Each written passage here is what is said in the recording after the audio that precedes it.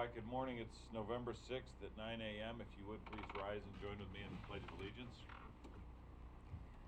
I pledge Allegiance to the flag of the United States of America and to the republic for which it stands, one nation, under God, indivisible, with liberty and justice for all.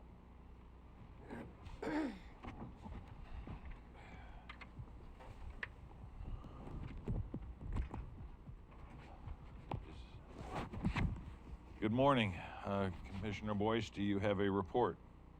Thank you, Mr. Chair. Yes, I do. I really appreciate, too, the board has been very open and supportive of this bi-monthly report. Line of duty deaths, police officers went up 1 to 101 for the year of 2019. Fallen heroes, military deaths, you were right, did go up 1. I somehow missed that, but the Brookings report, thank you. 32. Line of duty deaths for firefighters, we are up from 46 to 48. Thank you, Mr. Chair. And just so you know, anyone in the county that doesn't know, we had our signs at the south end of the county vandalized. The veterans? About 5 or 6 months ago. The veterans, we appreciate veterans sign underneath the Welcome to Oregon. So the road department replaced those signs, and we have now put signs up that say, we honor veterans and first responders. So we just wanted to let everyone in the county know that we are also recognizing our first responders as well. Very good. All right, so do I have any amendments to the agenda? I have several. Commissioner Gold? Well, let Julie go first. Maybe she's going to cover what I have. Sure. So I wanted to add 6E, which is an appointment to the Harbor Water. That was in our supplemental packet. And then I also wanted to move 7C, which is to appoint the interim local public health administrator, to 11, so it will go under higher orders. I wanted to add executive session 192.660 Hold on 1 second, Sure. Ms. Schmelzer. She went a little fast. So we're going 7C to 11 Right, under the higher orders. correct. Okay, and I'm sorry, go ahead. And then add executive session 192.660, parent 2, parent small a parent, to discuss the employment of an individual or agent. And I believe council will have something to add under there too. If you're ready, yes. Yes. And then the other one real quick is just, since the sheriff is here, to move 7D courthouse security staffing. Right after the first item under discussion action items. Since It's he's here, then he Moving doesn't. from 7D to 7A? Correct. Okay. That way he doesn't have to wait around. I have no. Two additional executive session, the 192.660, 2F is information exempt from disclosure, attorney-client, and then H, litigation likely to be filed. A couple of matters to talk about there. All right, anyone else? None here, Mr. Chair. Hearing none, do I have a motion, please? I move that we approve the agenda as amended. So moved, Mr. Chair. Second, I'm sorry. I have any further discussion? Roll, please. Commissioner Gold, Aye. Vice Chair Boice, Aye. Chair Paasch. Aye. Motion carried unanimously. All right, it seems I have no public comment forms. We are skipping public comment this morning. It is closed. Presentations. Sheriff Ward, we have a presentation for DJ Storns Years of Service Award. Good morning. And just for the record, you see me with a beard, well, start of a beard. We're doing a No Shave November here at the Curry County Sheriff's Office. My deputies had asked me if I would allow them to grow a beard. And well, normally we don't for an image that we like to portray. But I agreed to do so on a couple accounts of that. They each, the ones that want to join in, they'll pay $50 to do so. The beard has to be gone by the 1st of December. And then the $50 that we collect from each person, including myself, will go to a local children's charity or to families that are having hardships during the Christmas time with families and kids. And so we'll give them the cash or gift certificates to go help buy gifts for them. So, with that being said, Commissioner Gold. Where does the money go to? To you or It goes to Deputy Joan Allen. She's keeping track of it, who gives what, and then at the end I'll kind of give it a press release or a social media thing with some photos of our beards. I've got a lot of comments about wanting to have photos of those. So if there's anyone in the county that wants to submit to that, they would make the check out to the Curry County Sheriff's Department? Well, actually, I don't really want to write the check out to Curry County Sheriff's Office because it's not a budgeted thing. I like to just take cash. Okay. And we'll, Joan's going to take accountability of it, and then we'll just divide that up and give it out to people that we find that need help. Okay, great. We're here today to recognize DJ Storns for her 5 years of service to Curry County and to the Curry County Sheriff's Office and the community. I have known DJ since she was a little girl. Her family lived about a mile from us when we lived out in Cedar Valley. And I'll always remember going home in the middle of the night in a patrol car at the end of my shift, coming around the corner near their house and see a present of some sort in the middle of the road. And you can only imagine what's in those little presents with her and Boice, they're brothers. But it was something I just got a kick out of. DJ started her career at the Curry County Sheriff's Office as a 911 dispatcher about the same time that I was appointed sheriff. DJ was my first hire as a sheriff and one of the best things that I actually ever did in my hiring process. DJ attended the basic telecommunications class number 92, and upon her graduation, above all others, received the prestigious Victor G. Attia Award. This award states, who by personal example during their academy tenure earned the professional respect of staff, students, and instructors through group leadership, motivation, and encouragement, distinguished academic achievement, a commitment to wellness, an exemplary personal appearance, and an outstanding demeanor. We are very proud of her, so to speak. It was not a shock to me that DJ would excel and become one of the best 911 dispatchers we've had. The value I saw in DJ, I promoted her to executive administrative assistant, and she is a pivotal part of my administration. DJ makes sure that the office runs smoothly by taking care of the rest of our employees, making sure all the bills are paid, making sure the contracts are up to date, billings out on time, required equipment ordered, and keeping me in line. I honestly do not know what we would do without her. DJ is a dedicated employee, devoted wife to her husband Justin, and together they have raised 3 great young boys. DJ is a gift to Curry County, and we are very honored and proud to have her part of our team. So DJ, I'd like to present this 5-year service award, Thank you. and along with your pin for the 5 years. Thank you. Ready, should we handshake? And I'd like for you to say anything you'd like to make a speech. Keep it about 10 minutes if you could.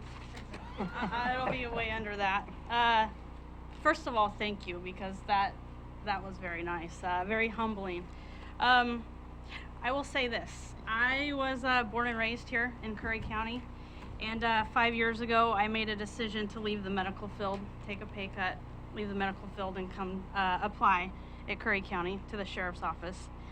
And the reason I say that is because when I applied, I was asked, obviously, why I would do that and why I'd like to come to work for the Sheriff's Office. And in addition to wanting to serve and give back to my community that had shown up for me so many times over the years, was to be a part of the team of the Curry County Sheriff's Office. We have a Sheriff's Office that is second to none, and I'm just one member of a very exceptional team over there. And that team starts with our sheriff, and I think that the public, most of them I think know that, but some don't, and it starts with him and every other member of his command staff and every other deputy we have over there. It wouldn't be the same without each and every one of us. So with that said, I would like to thank Sheriff Ward for the opportunity he gave me 5 years ago and took a chance on somebody with no experience over there. because there hasn't been a day that's went by that I haven't regretted the change that I made. And there's been some tough days over there. So with that, thank you, and thank you to Curry County as well. Thank you. Commissioner Boice, go ahead. DJ, the Victor G. Attia that the sheriff mentioned, Yes. was a governor of Oregon, 1980 through Mhm. 1988, and he was a wonderful friend for Yep. Curry County. So Thank you. that's even better. Congratulations. Thank you.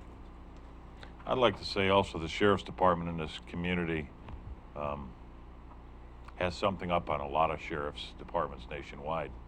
A lot of the people that work in the sheriff's department in this county were born and raised here. And you all know each other since, like you just said, you've known her since she was a little girl. And it's nice to have that trust and knowledge of each person, like a family, you know, and you're going to put your lives on the line next to each other. You know each other so well that you know what you can expect and what you won't, you know, what you won't tolerate from each other. And it's just nice to have that closeness and that camaraderie in the sheriff's department here, that you are all so close to each other that it's, like I said, it's like a close-knit family. So Thank you. it's wonderful. Thank you. And I can't believe you gave up my secret. I want to know what some of the gifts were, but that's okay. That's at a later I date. do recall that one ended up on the sheriff's desk at one point. It was not him. He was not the sheriff at the time. What do you do in a remote rural county and you live, 8-10 miles out of town? Right. You got a bunch of horses out. Yeah, you have to make your own fun, right? There you go. Right. Wasn't Thanks, guys. It wasn't illegal. Thank you. All right, next we have personal action form presentation to the board. Julie Swift, Human Resources and Payroll Coordinator. Good morning. Since July, and this is a little bit late, it's not within the 60 days, the Sheriff's Office has hired 6 new deputies. Between July and the time that I submitted the agenda item, there's been a couple more that have come on board since then. 4 are corrections deputies, 2 are communications deputies, and I believe with the most recent hire, the jail and dispatcher are both completely fully staffed. Okay. The sheriff is still looking for a couple more road deputies, but as far as the other 2 disciplines, they are fully staffed. Thank you. Good. All right, next we're going to move on to the consent agenda. Being A, approved minutes for the business meeting for October 16, 2019. B, to approve job description, accounting clerk, accounts payable. C, appoint 1 member to the Port Orford Cemetery Maintenance District Board. D, approve Dyer Partnership Task Order number 14A to provide engineering services for Gardner Ridge Road Slide Repair project with signature authority to the Roadmaster. And E, to appoint the Harbor Water board member. Yeah, it's a board member. Do I have a motion? So moved, Mr. Chair. I'll second. Further discussion? I just have a comment. When it comes to the Port Orford Cemetery Maintenance District, we've been trying for quite a while to find members for that board. With this appointment, they still will not have a quorum, and we will continue to advertise, but my recommendation is if we do not have enough people to at least hold a quorum there, by the end of the year, we begin the process to dissolve the district.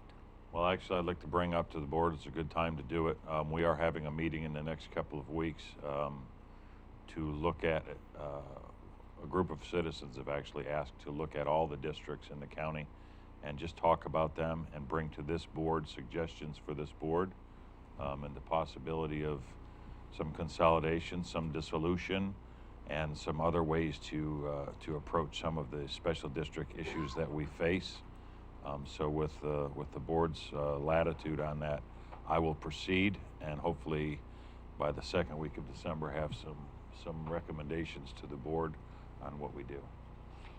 While we're on the topic, I'll just mention too, a couple of meetings ago, the board directed me to schedule a workshop or an open house type presentation with the public to educate everyone about special districts, and we do have that scheduled. We are having somebody from the Department of Revenue come down as one of our speakers. And I was going to announce it under director's report, but I'll just add it right now. That is to be held December 9th. Okay. So do we need, if I may, Mr. Chair, do we need a consensus on that just to make sure that it's official, that Apparently, we're combining these two efforts. Is that what I'm hearing? I don't think we're combining the efforts, no. Okay.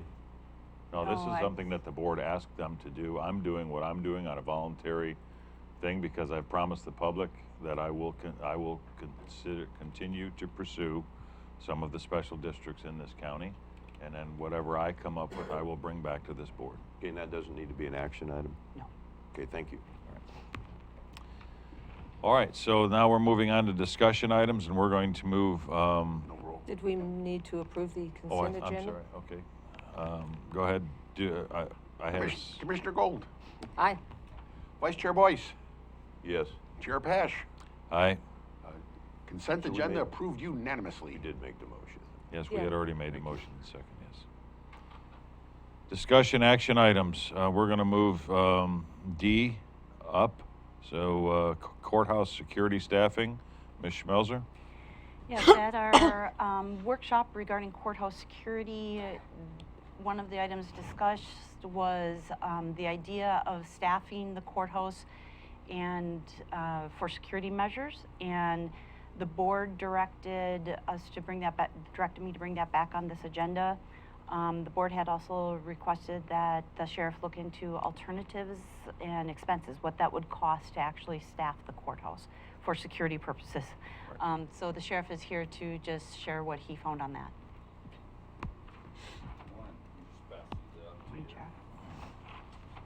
They're a little hard to read. I didn't bring my glasses, so I might have to borrow Chris's. Thank you. They're perfect. John, do you need them? Boy, are we old.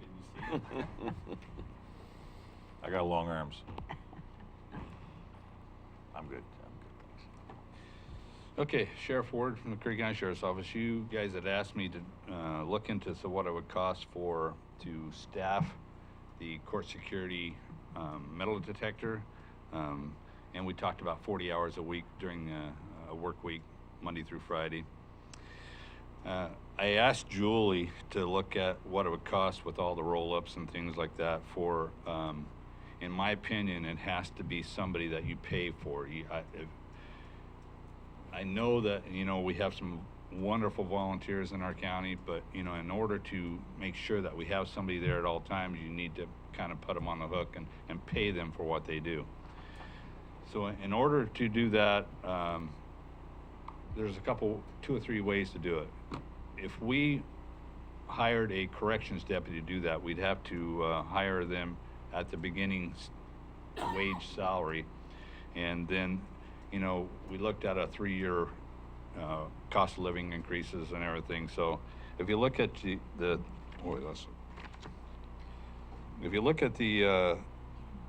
sheet that I handed out and where it says year 1 corrections deputy, with all the roll-ups and the startup of them, it would be $73,000 to staff that 5 days a week, 40 hours. And then year 2, it would move up to $77,000, and year 3, $82,000. Now that's just the salary. We want to make sure that we equip them as well, and with a vest, duty weapon, uniforms, and duty gear. So that's about an additional $1,800 per person if you want to just hire one person.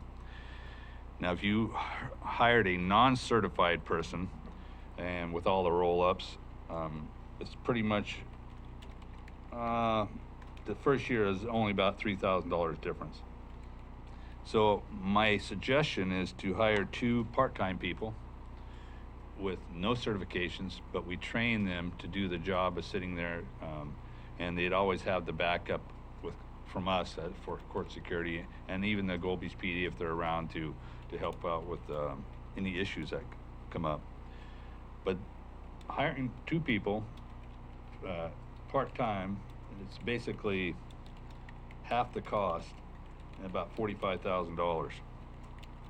You still have to pay for the equipment and everything, like say the vest and the duty weapons and uniforms. But I don't mind hiring those under the sheriff's office so we could keep track. If it's going to be court security, I'd want them underneath us. So not only for them, but we would also continue with our court security. they would just be there to man the metal detectors, and if any issues came up, that we would send somebody over to help. So that's what I have. Julie, do you have anything else to want to add to that, or? Commissioner Gold?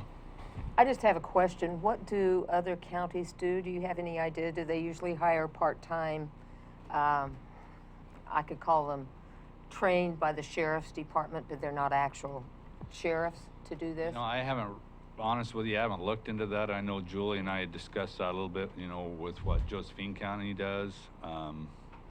But, you know, every county is going to be different. And I've heard that some counties hire a security company to come in and do it. Some counties use deputies along with reserve deputies to do it. So that's the two I've heard of. Commissioner Boice, did you have something? Yeah, thank you. Yeah, you wouldn't have to explain in detail today. I'm just really interested in the training for the part-time people. And I think you know, I got some confidence that you'd put well-qualified people there. And so that's up to you if you want to give detail today, but it's just out there that I think we need to be aware of. Well, it's not as extensive of a training as you would if you hired a corrections deputy and sent them to the academy for 5 weeks and then a field training for another 4 or 5 weeks. It wouldn't be that extensive. If they're a private security type thing, they would have to go to the academy and get their security license. And there's 2 different types of security license that I understand. There's one that you can get without packing a weapon, or one you can get for packing a weapon. If we train them under ours, they would be constantly training with us as far as, you know, qualifications and firearms and use of force. I don't think it would cost that much as far as training them, because there's not a lot of duties that they're to be responsible for other than to, you know, the normal duties of finding stuff that come in through the front door. And if there's having an issue, they would call us and we would send a certified deputy over there to deal with it. Good point on the security companies. But there's only one very small one in Brookings. No others in the county, I believe. Yeah, I think that was night security. Right. Yeah. They're at the port. Yeah. That's all I have, Mr. Chair. I have a question. Ms. Schmelzer? I have a question, and I'm not sure if Council Huddle can answer this, or perhaps you, Commissioner Paasch, but so counties have to provide this court space for the state.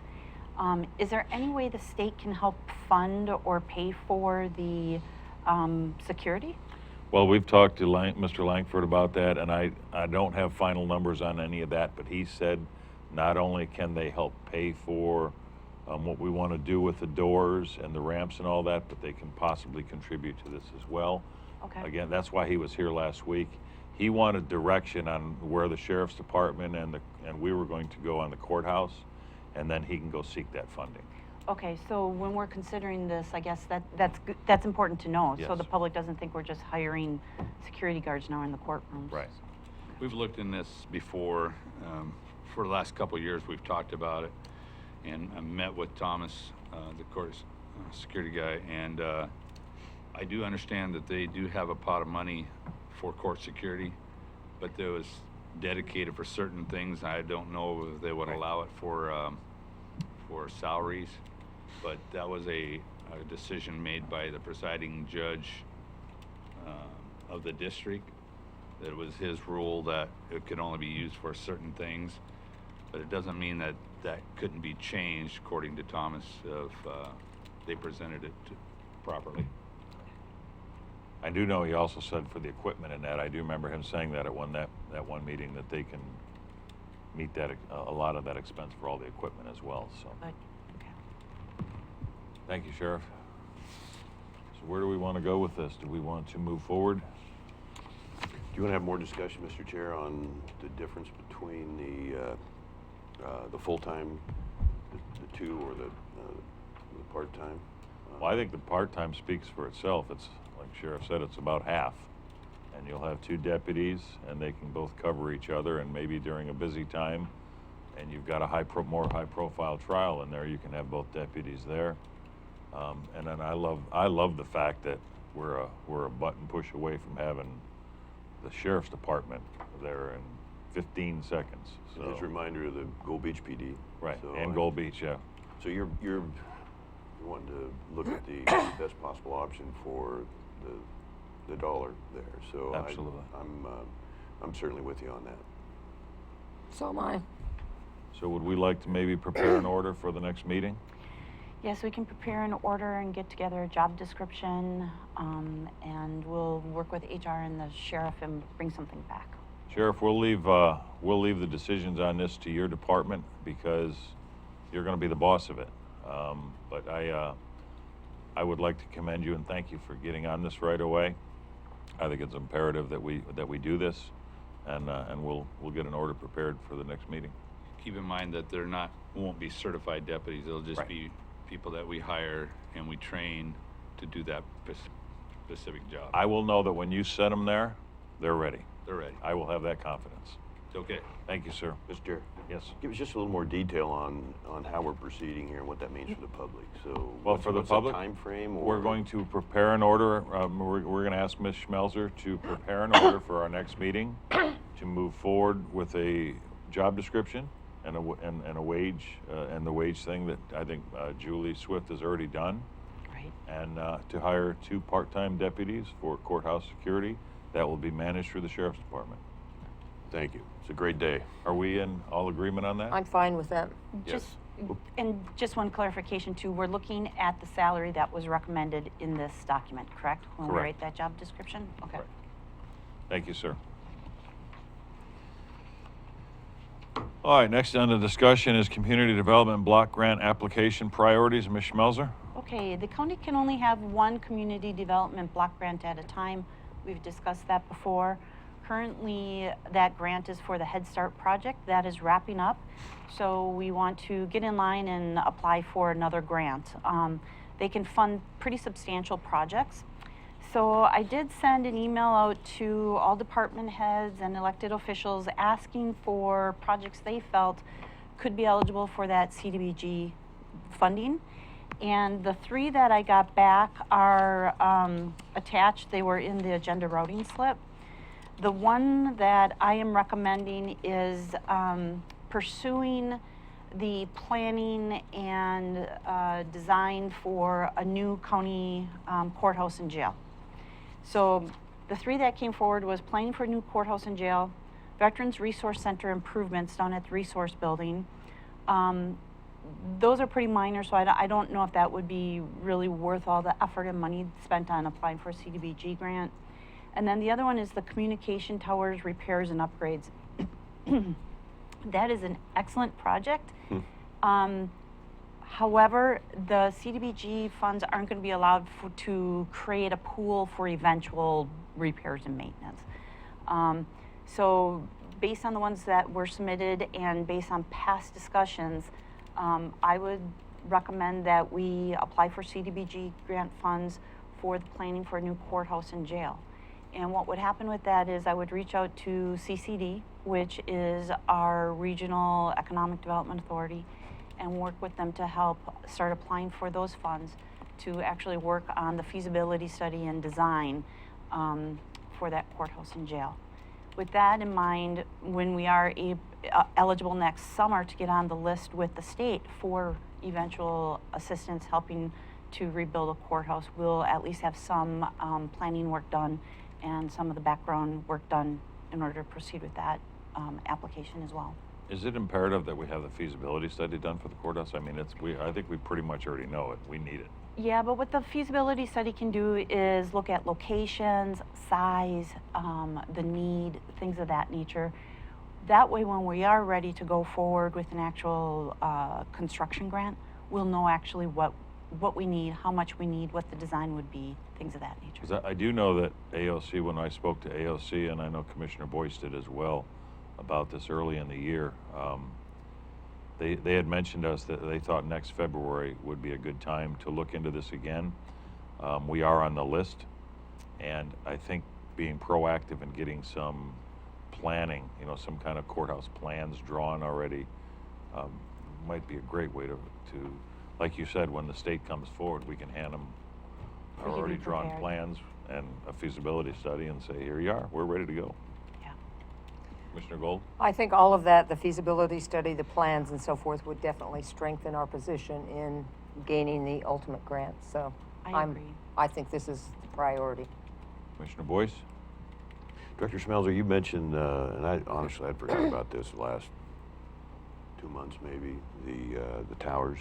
I mean, do we have to decide today what our priority would be? Because if I had to weigh in today, it would be for the towers. And obviously, I'm very glad to hear about, and as Commissioner Gold just said, the feasibility studies can't hurt. You're way ahead on that, and it does put us in a better position. But if we had to apply for something right now, my preference would be to dig into those towers, get back to the, money going back to the road fund reserves, because we just took, what was it, 1.3 or whatever to get that done. Well, I think for the towers themselves, in our meetings with Day Wireless has said, yes, we're going to have to repair the towers, the actual towers, but for right now, they didn't see an immediate issue with the towers. And I understand the funding we've taken to replace the hardware on the towers, but the towers themselves, they didn't see an immediate issue. Is it in my short, fund to be able to replace those towers? Yes, it would be. But I think to move forward, we're going to be on the list in February for a new courthouse and hopefully a jail. And a priority list. And we've got basically a courthouse right now that's crumbling. This is, if we got the approval today, you're talking 3 to 5 years before we have a standing courthouse. So to get this on the front of the list, again, I think it's everyone. We all have our different priorities. But mine would probably be to stay with the courthouse and the jail. And the third one that was turned in? Third one that was turned in was regarding the Veteran Resource Center improvements, which that building has not been maintained, so it's in pretty bad shape. It doesn't have the security it needs, and we know it leaks and things of that nature. One of the other things we are looking at and exploring is it possible to have basically satellite offices in the Brookings area Annex. where the majority of the population is? And is there room to perhaps move some of those veteran services over into that building? I mean, that all has to be looked at yet. So I guess from looking at the best bang for our buck, I think that that we should not put the CDBG opportunity towards that existing building. And instead focus on a bigger project You're of talking more the South need. County Annex. Don't Yes. put it towards that. Do not put it towards the Veteran Center or Veteran Resource Center improvements. Okay, that makes sense. Because Commissioner, I just want you to be fully informed. I don't know if you went down and toured the real estate down in Brookings that we did. I mean, that's a wonderful building. And I was there. That could all tie into if we end up with CCH back and all that stuff. The offer that's possibly open on that building could be an amazing place for our Veterans Service Center, that kind of stuff as well. And we could, sell off the other properties. So these are all things that are going to take time to look at. But, as you know, this board is being very proactive to doing that. So. Yeah, I'm not as convinced on the courthouse. I'm not disagreeing with you at all. As far as crumbling, I think it'll be fine for a while, but I do want to get us on the list. I do want to be very almost aggressive on that. The towers, the county annex system in Brookings, I don't know how or where we're headed as far as prioritizing those today. Well, maybe that's not our intent here, but I think we need to get some more information and see if we can come to agreement on that priority list. Because we have 4 pretty good ones mentioned there. Commissioner Gold? I think all of these items need to be put in the strategic plan, and we need to be checking them off one at a time. But my preference would be the courthouse at this time because of what you said about putting money ahead. That's not what the grant's going to be about for towers. So. Right, and I just want to make sure that when we are eligible to submit that application, we are ready to go, that we're not wasting time. We all, you know, looking at the projects that were submitted and just talking about the courthouse, for example, we know how it ranks with the state. We know that we've got people staying in basements and, you know, earthquake or whatever, the buildings are likely going to collapse on them. We know we've got leaking. We know we're dumping a ton of money into a building that It's garbage. really is never going to get better. We're just going to keep putting these Band-Aids on. So I just want to make sure that whatever the board decides, when we are eligible to apply, we can hit go and start working on that. And Commissioner, another thing I might want to say to you that might, you know, open your thinking up a little bit more on this is, Like how you put that. like Ms. Schmelzer just said, you know, we can't apply for grant funds for something that on the IFCOM. You know, if somebody says, well, this tower is still good, so we don't need to worry about this tower for years to come. Where we know the courthouse, it's already a 5-year project if we get it approved today. So this is something that I would, you know, I think is more immediate than replacing the towers at this point. And yes, we do need to replace the money that was taken from the road fund, but I don't think we can use grant money to do that. You make a good point. You're persuading nicely here. If we're able to keep the towers going for a few more years, there may even be technology that will benefit us, and we might go, wow, it's a good thing we waited. The other concern I have, though, is a courthouse, rough estimate, $10 million, plus land, plus, as you mentioned, the 5 years. So, you know, we're not going to get all that funded outside of our county tax base, I'm sure. No, there's going to be some grants that are going to have to come, and the state's going to have to, which the state is giving a lot of that money to do that. So once they say, yes, you're on the list, which we are, they're willing to, at that point, I think it's 40%, the state. I can't remember what the I don't number remember the was. number It's either. been a while since we looked at that. But it's the state's going to pay for a lot of it. There's so. 10 million out of the, I mean, is that even close? I'm going to say, well, depending on what we decide to put in there, if we want to have a complex that's all one, where the jail, the courtrooms, and we can even put all the county offices into one building, that might end up saving the county a lot of money. We're going to maybe have to go higher than wider, but with the limited amount of land we have for sale in this county, I think it's time Curry County looks at going up rather than out. It's much more beneficial. 4-story and ocean view. Cost effective for the county. I also think if we are looking at satellite offices in the Brookings area to bring some of the services where the majority of the population is, the new courthouse will not have to be as big as some courthouses that you see, provided we want to go with that philosophy of having a permanent South County annex, so to speak, for the county. All things to think about. So do we want to have an order to move forward with what, anything now, or do you Well, want to wait? I don't need an order at this point. I just need a decision. Motion would be fine, so that when we are eligible to apply, we can just start. When we formalize that process at a later date, we'll be coming back with an order. So, Mr. Chair, I'll move that we direct staff, Director Schmelzer, to move forward on the next community development block grant in an informal way, and start setting the priorities and go through that process. Too long a motion? You need a clearer direction. than that, Yeah, I'd correct? like to know which priority you want me to pursue. Well, I think we have a general consensus on the courthouse being number 1, the county annex in the South Curry area number 2, towers number 3. Do you even need a second, third? No, as long as we know right now that we want to pursue with the, begin the planning phase for the courthouse and the jail. And then I will say this, though, from this discussion, I am gathering that towers should be the next big project that we look at. Yes. Because the annex building, if we can do an annex building down in South County, we can incorporate the veterans services into that building somehow. So I'd have to put that number 2. Excuse me, I interrupted you there. So, I'm sorry. Sorry, go ahead. Number 2 would be the county annex, because I think if we have a building available, that's not a 3 or 5 year project. That's a 1 or 2 year project. And as you just stated, it will, you know, be very efficient, could save the county a lot of money, less requirement for building land space up here.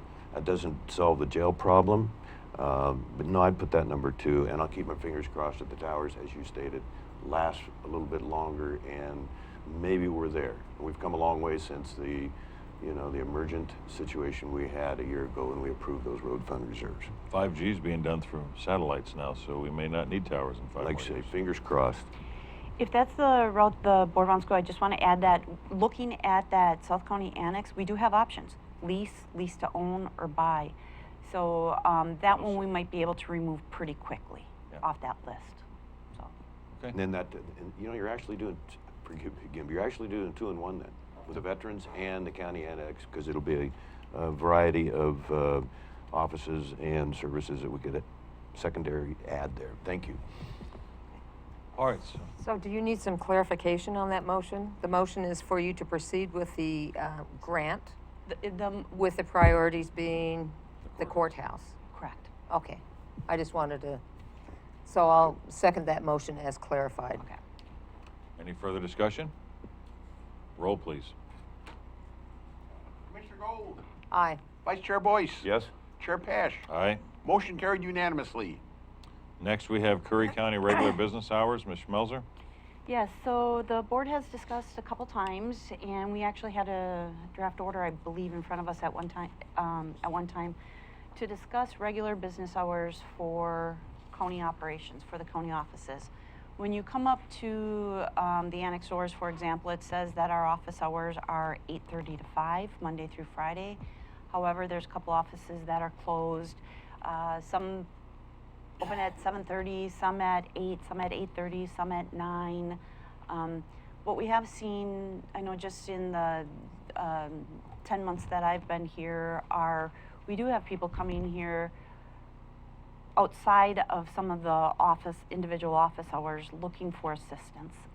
So the discussions the board has had in the past, and I concur with, are that we need to have uniform hours for those offices that the public goes to, and for those offices that staff relies on, such as maintenance, for example. So the order before you would be to have standard office hours, operating hours, of 8:30 to 5, which is what our doors currently say, Monday through Friday.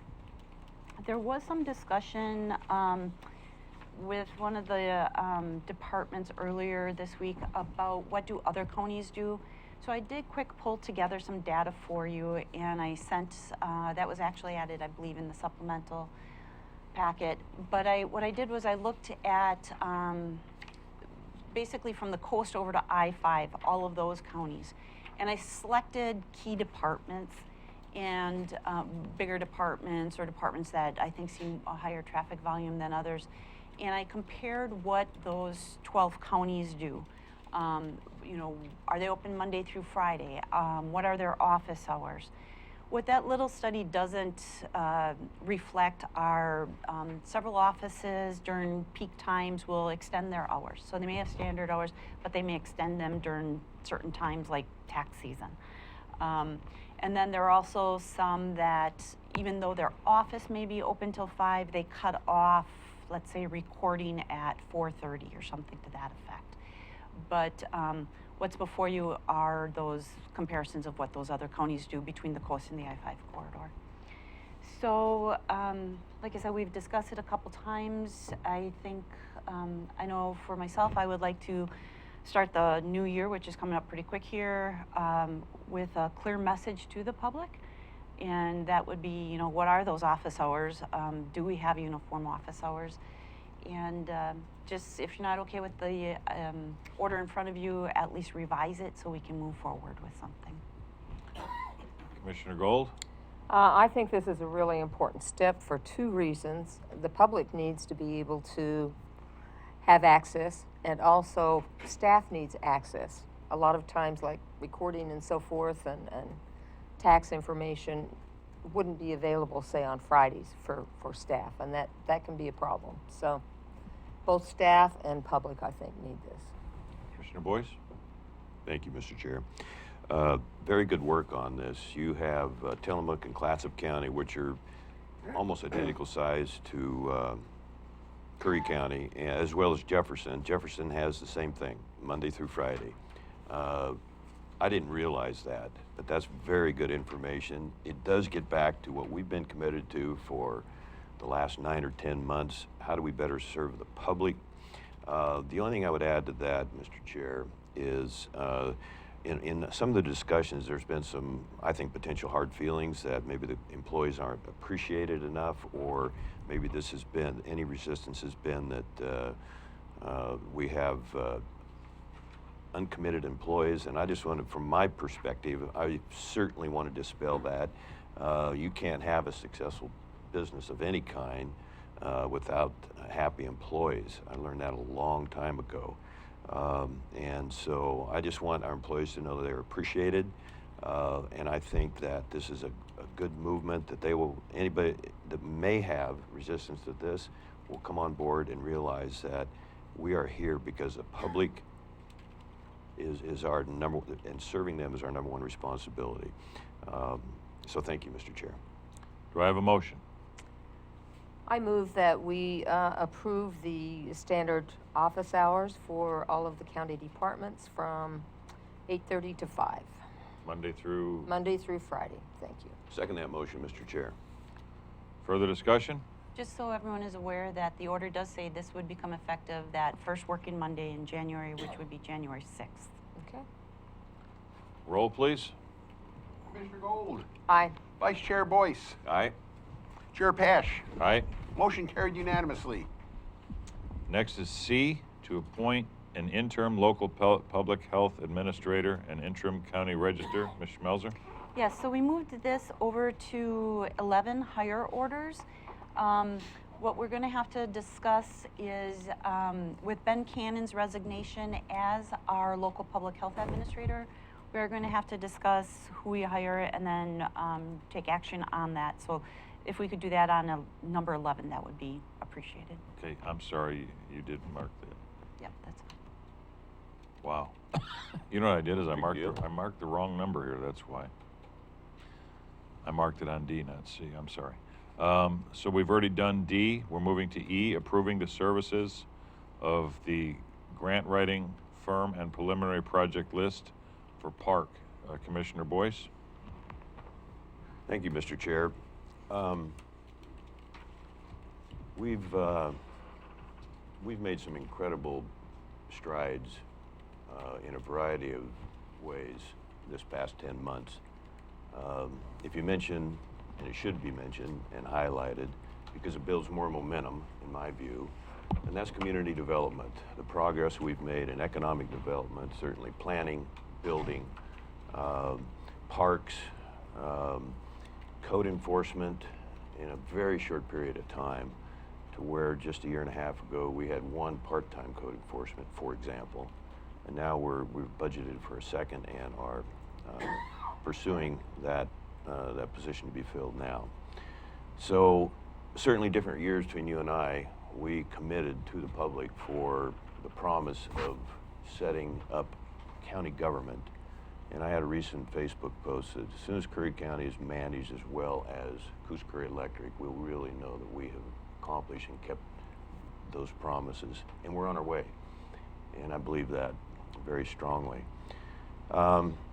So when you do the corporate structure or company structure, there's 4 things that you have to accomplish. As I mentioned, I've employed a lot of people in my day. And number 1 is you have to have, as I said earlier, happy employees at any level, and the ability to work with them and to get them under the team concept and to produce to the very best of their ability. Sometimes that's a big job, sometimes it isn't. People want recognition, people want to know that they are appreciated, and I was in discussing with one other department head, elected official the other day. I said, hey, there's a gap, real or perceived, there's between the taxpayers and the public employees, and not just the county level, but the state and the federal as well. Our job is to close that gap. That doesn't mean we accept things from the employees that are not acceptable or suitable. But I'm very proud of the employees we have here. Do we have work to do? You bet. But the second thing is you have to manage well. And I think we have really made some progress with that with this group that we've put together. And that's accounting, and that's outside the financial categories. That is accounting and transparent for everything we do. Number 3, we've got to control costs, and that's been a real issue the first 2 years I was commissioner. A lot of money was lost, and we filled those holes in the boat. But there's still one, and the third one, or the fourth one is just increased revenues. And the 3 of us sitting up here, I don't think any of us, you never say never, but I don't think any of us have an interest, certainly in the short term, but probably not the long term, in raising property taxes. So the task on us, the burden on us, is to find other sources of revenue. Number 3 and 4, control costs and increase revenue. So the best option we have is through grants, corporate money, certainly foundation money, state level, state and federal level. You know, we're just talking about the court security, the BG grant, community development. There is a lot of funds out there. The one big hole in this 10 months that we've been working on, Director Schmelzer and I, and just haven't been able to, we just haven't had the time to really get it done. But about 6 months ago, her and I started working with Stan Foster of PARC Resources. Very reputable, very experienced, very easy to work with, in my view. And their services, their administrative fees are very reasonable. There's a lot of opportunities out there, just for lack of a better description, we don't have time to pursue. For the most part, there's no cost to us. There are some exceptions to that, but there's no cost to us except when a grant is awarded. I've already got a lot of correspondence, almost weekly, from Mr. Foster on other programs available. And so what I have here today is I'm looking for preliminary approval in a general sense from the board to hire this company and his staff. And let's see if I can find this here. We were supposed to practice, weren't we? There we go. These are the, and again, this is preliminary to what we could do and would likely bring back to the board, just like we did with the courthouse, the 4 priorities there. You know, we fine-tuned that a little bit. We had some good discussion on that. This is going to take more discussion. As I said in the statement with the agenda routing slip, this is a complex deal. I'm out of my league on this. I mean, I'm learning a lot. But if we could hire this company, and even if it's on an interim basis, then I think we need to do that. The number one project that I think we need to identify and run by the public, run by the board here, and pursue to see if it has legitimate merit would be, this is just a logo, is all it is. I've give you information on the proposed Curry Firefighting and Emergency Training Center. To date, we have $140,000 in either grants or slash pledges. There's some federal money out there we're working, and I think we're making some very good progress on that. You've already got $140,000 on that? Yes. Wow. Yeah. That's primarily through Wild River Coast Alliance, Right. the Bandit Dunes. And can I just add Yes, to certainly. Tyson Krieger from the city, he has also done some initial work on that as far as feasibility studies, that type of work. My understanding is the money he received so far for that part of the project was about $200,000. So if the county was willing to contract with Mr. Foster on this project, you know, what we could do is say, what type of grants are out there? What would it cost to have you write these grants to bring this to the next level?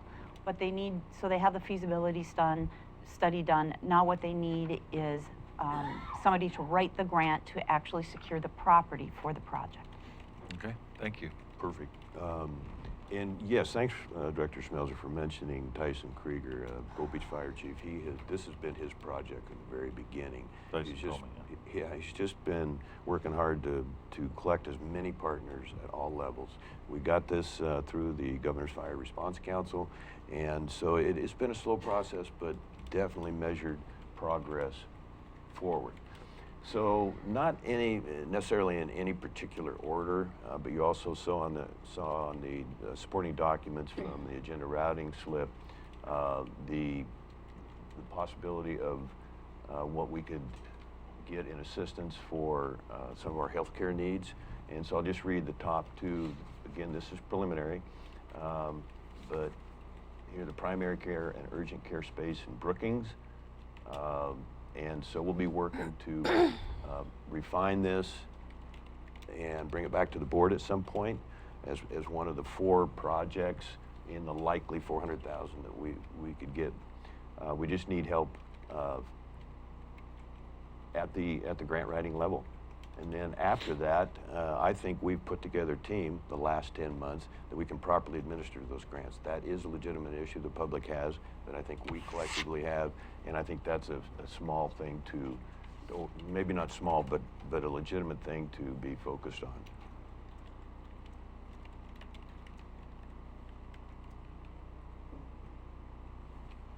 This is a map of the Cape Blanco Airport. As you know, you have been working, and I've been working at different capacities with the Oregon Department of Aviation.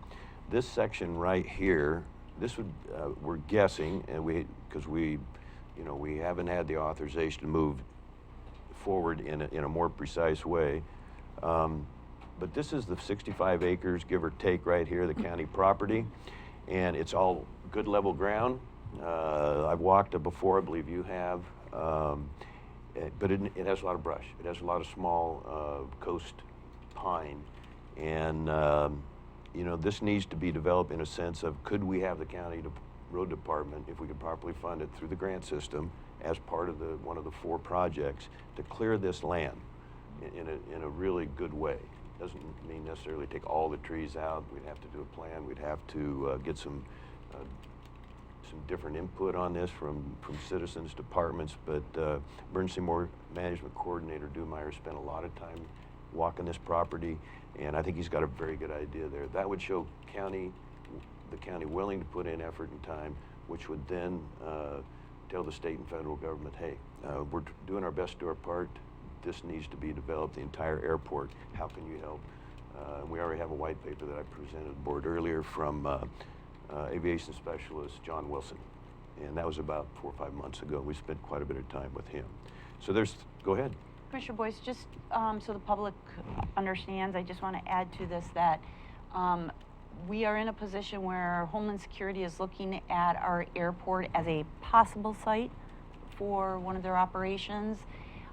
We also are looking through our emergency management department as having, we need a location for North County Emergency Operations Center. So that's some of the ideas that could be, that are being proposed for that property, but having that property cleared and leveled would make it more attractive to those, to Homeland Security and those people that are currently looking at us as a potential site for their operation.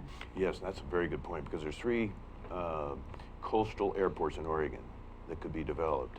This airport would take care of basically of Lane, Reedsport, on the coast, Coos, Curry, and Delnor counties in the case of the worst part of the emergency. And I'm also glad you mentioned that, because our 3 top priorities here, as I see it now, this is just my opinion, are all under the emergency management umbrella.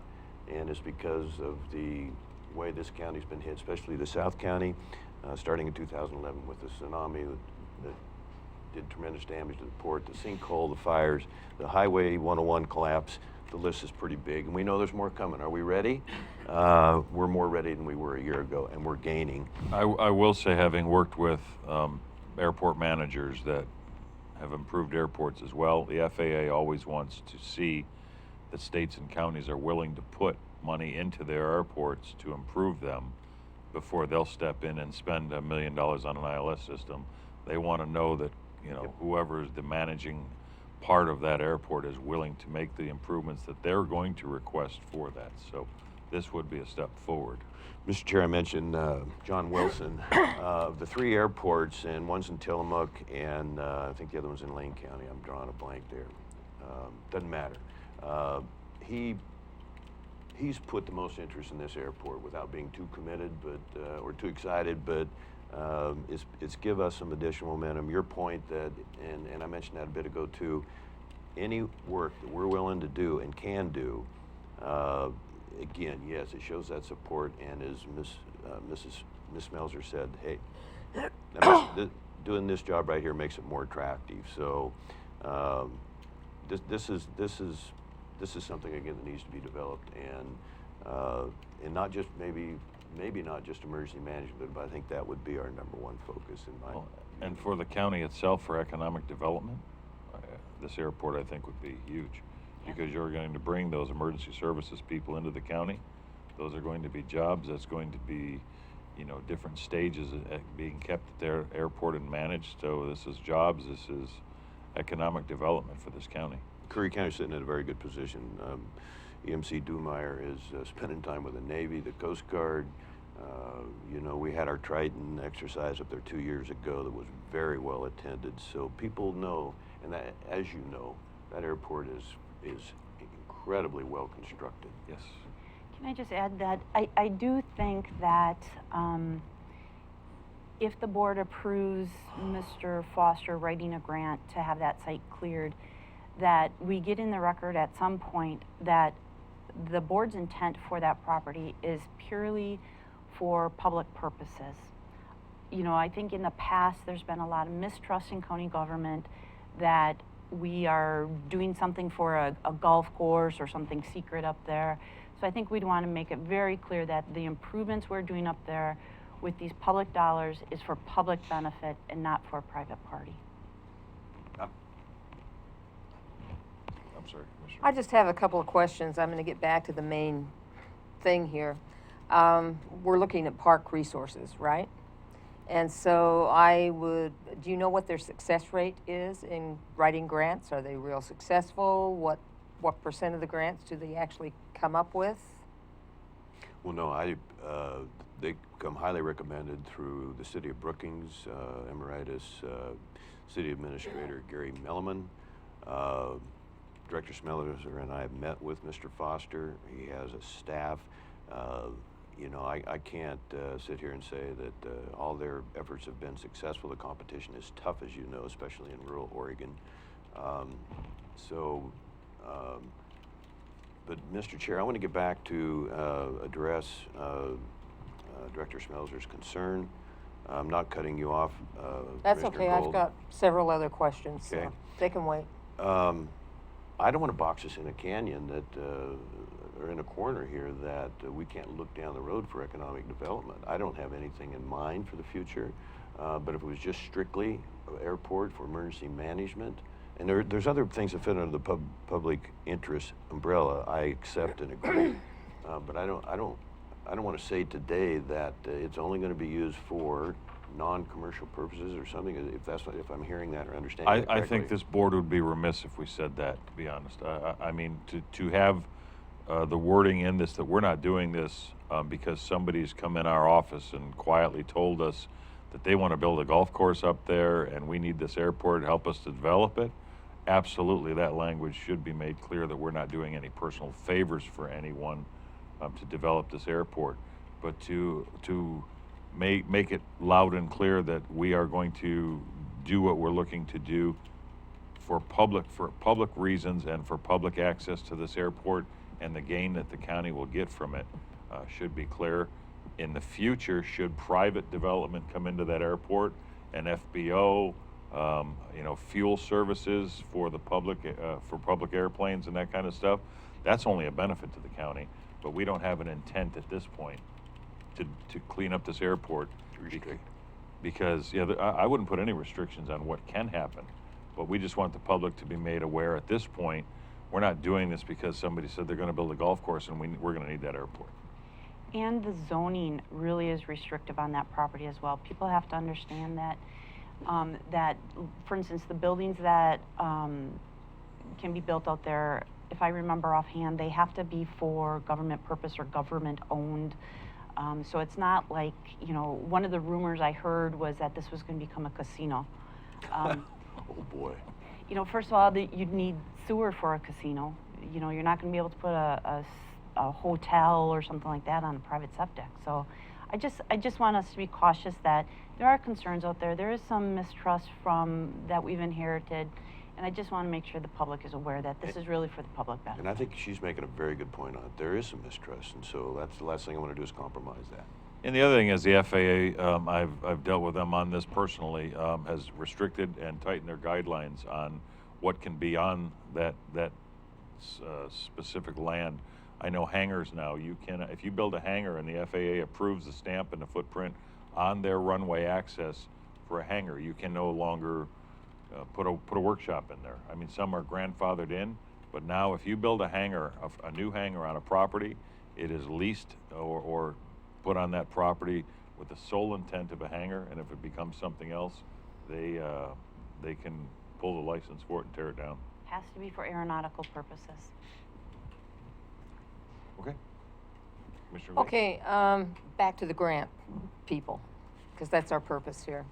I'm understanding that the major thing we're going to be going for is a grant for the airport, correct? No, for the fire training Fire center. Training center, sorry. Okay, so usually grant writers charge you a % of whatever success they have. So do you know the % that they would be charging us for the rate? So when Commissioner Boice and I met with Mr. Foster, he had a pricing sheet which was confidential, which he didn't want to leave with us, but he did show it to us.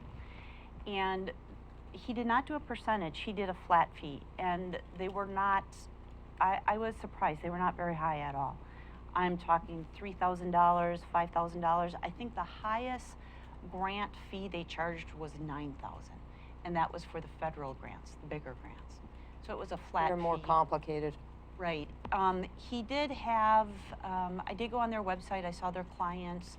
We had met with him, I think, for maybe about an hour, 45 minutes or an hour. They had quite a few clients. They have a big portfolio. And like I said, they weren't on a percentage basis, they were a flat fee rate per grant. Okay, that doesn't bother me. Matching funds, that's something I think we need to be concerned with if we had to do matching funds, or if we could do in-kind work like the leveling off and so forth, that would help. Right, definitely. I think when, if the board approves working with Park Resources on select projects, I think that we have to be very clear to Mr. Foster that we don't have money for matching funds. He already knows that. You know, we can, like you said, have him pursue grants that take advantage of in-kind services, but if they're looking for financial matches, we just don't have it. Okay, and then my last concern is our ability or lack thereof to administer the grants. We've shown in the past that we've had some problems, so. We did talk with Mr. Foster about that because one of my concerns was hiring a grant writer that would get you through step A and not walk you through step B. And he did say that they walk us through the entire process of a project from start to finish. For example, if you're looking at the courthouse, they would walk you through helping get the grant for the feasibility study, and then they'd walk you through the grant for the next one, and they kind of walk you through the process of what you need. Now, do they actually administer the grant? They are applying for the funding, they are securing the funding, and they're making sure that we are following through with the funding and the administrative work, but we would be responsible for the actual meeting the obligations of that grant.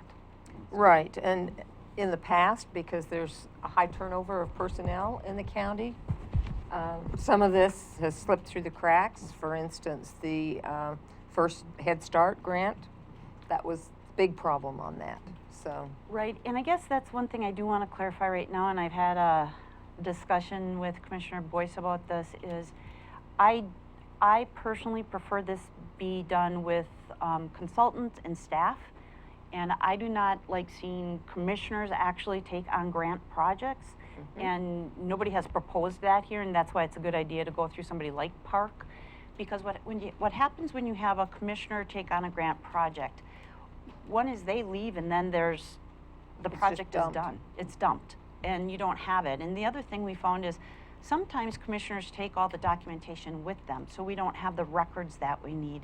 So any grants grant administration has to be done through staff and not through a commissioner.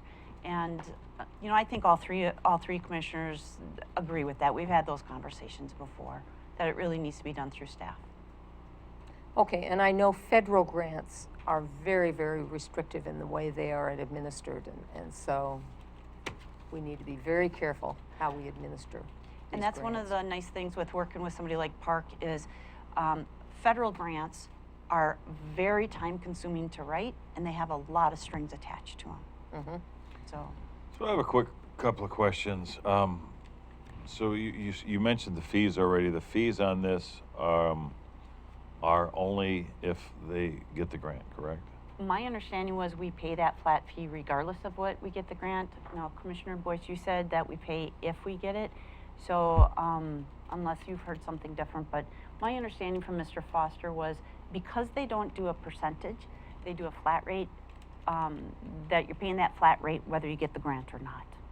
Usually, if Do you know see- that to be anything different than that, Commissioner? You know, the sense I had is they absolutely would work with a small county. And if we give them that opportunity, I mean, it's an ongoing agreement. It's not even a strict Because contract. It's basically saying, we can end it any time. Here's what I want to offer, if I may. We have lost a lot of grants because we have not been organized. We played catch up for the previous Absolutely. 2 years. And so what is our next option? What is our other option? As you heard me say earlier in this presentation, we have the staff now to administer these. And I can see no reason not to quickly vote on this and try this company, even if you prefer, Mr. Chair, the board prefers to have a test period or I'm giving you the best information I can that this is a very wise way for us to go, and it's late, better late than never. So let me say this. I have question about. I've looked up the company. I haven't gone into them. I just did a brief Google search on them. If they're going to charge a flat fee, I've had a lot of bad luck with that in my business life, because once somebody charges you a fee to do something, they produce what they think was necessary for them to do that, and then they walk away, hands are clean. Where if they charge a percentage of the grant, then that gives them a reason to stay in the fight, especially once the bulk of the work is done. It gives them a good reason to stay in the fight.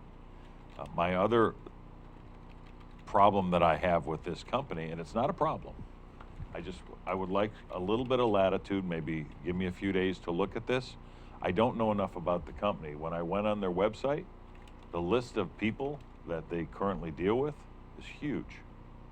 And what I'm wondering is if there's limited grant funding in certain areas for things, and I'll be the first one to admit I don't know a lot about grants, okay? But if there's limited funding for certain areas, and there's 10 cities or 10 counties that they are already customers of, Well, applying that for should those. tell us something. Can I finish, please?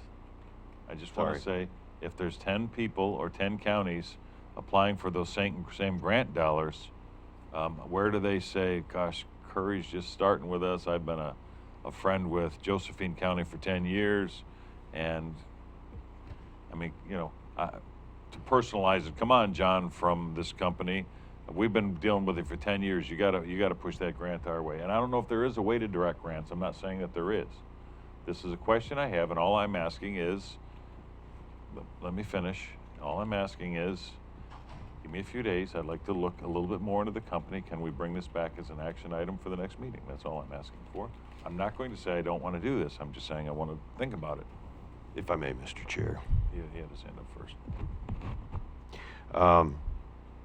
Do you really think there's an unreasonable risk of us getting stiffed on a company that has a very good background? I mean, and then I'll ask you a second question for this board. What's our other option? We have an USDA $400,000 here that we've got to act now. Bottom line. I'm not. So I don't want to delay it. So I'm going to make a motion when you're ready, sir. Can I just clarify something? I'm sorry, Commissioner. That's okay. So, Court, just to be clear, what you're asking Mr. Foster to do is apply for the current USDA funds for these projects. That's correct. Okay, so. For so that- now. Okay, so. We'll build, Let me step back a little bit. Okay. There's currently USDA funding available for counties hit by disasters. So what you're looking to do is have Mr. Foster take advantage of that grant opportunity to fund these projects. well said. Commissioner Gold? Okay, when I was listening to you, what you were saying is there's a potential conflict of interest because of, Oh, I'm just trying to solidify this, a conflict of interest due to Mr. Foster applying for the same grant for different counties. Correct.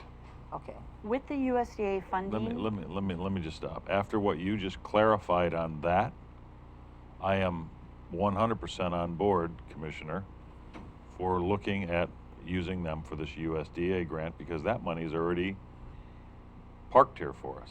and it'll go, All I'm trying to say is I want to know more about this company before we say you have carte blanche to write all of our grants. If you'd like to start with this particular grant as you just described it, I'm much more applicable to that. and the request, I'd agree with that. the request, Mr. Chair, was on a general direction, subject to board approval, periodically. I think that was well stated, starting here, as Director Schmelzer just well qualified and communicated, clarified. And all I'm asking is, let's start there. You would have my support on that.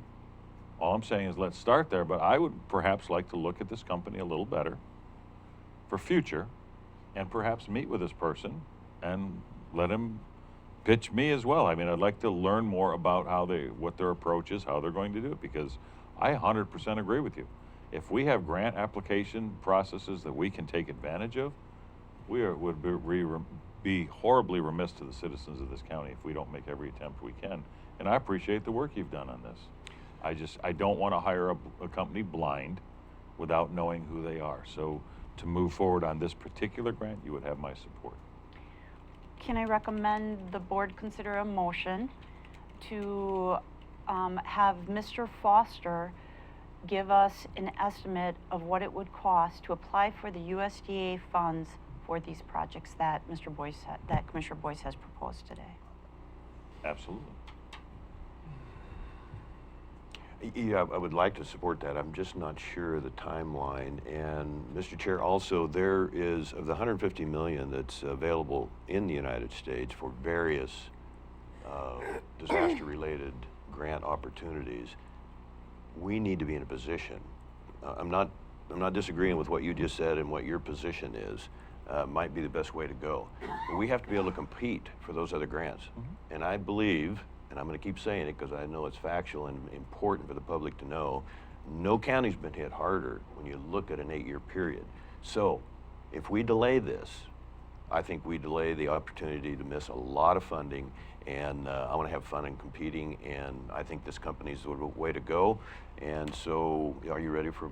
Can I ask one more question on this? Because, you know, I agree with you 100% on this. I mean, I know right now through NACO, there's USDA funding, there's veterans funding, there's a lot of grant funding that's available right now that I forward to Ms. Schmelzer and Ms.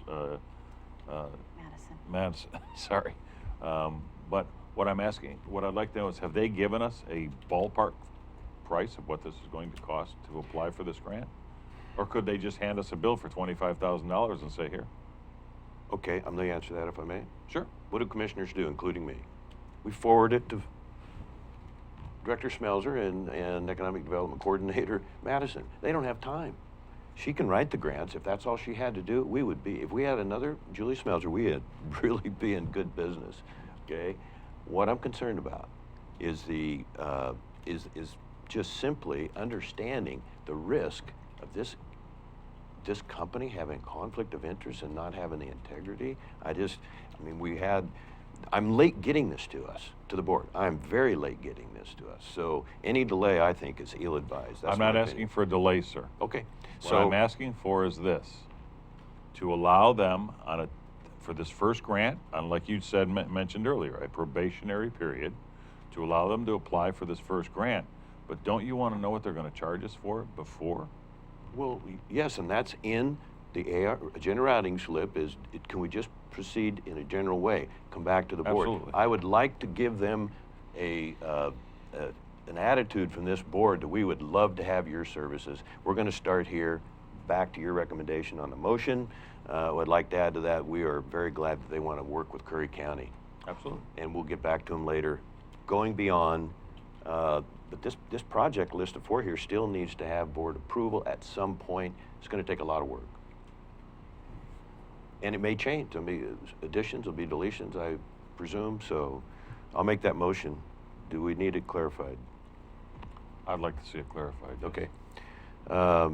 We want to direct staff. No, we're not going to direct staff. We're just going to make a motion to accept PARC services on the interim basis of the first USDA grants, and we want to send them a memo of sorts that their willingness to work with us is much appreciated. The third thing would be we want to know the general basis of the costs involved to pursue these USDA grants. Yes.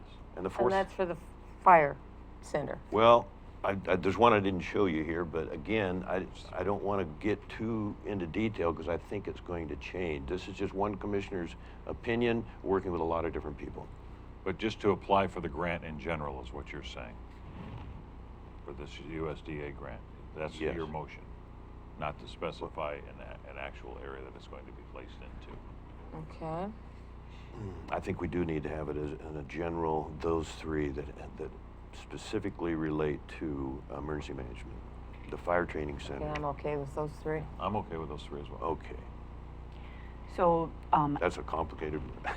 so the motion would be to get an estimate from Park Resources, what it would cost to apply for USDA funds for the 3 emergency management projects that were identified. We probably need to add to that USDA disaster funds because of the urgency. Would you agree with that? I would. Okay. So moved. I'll second that. Further discussion? Roll, please. Commissioner Gold, Aye. Vice Chair Boice, Yes. Chair Paasch. Aye. Motion carried unanimously. We're going to take a 10-minute recess. We'll be back at 10:30.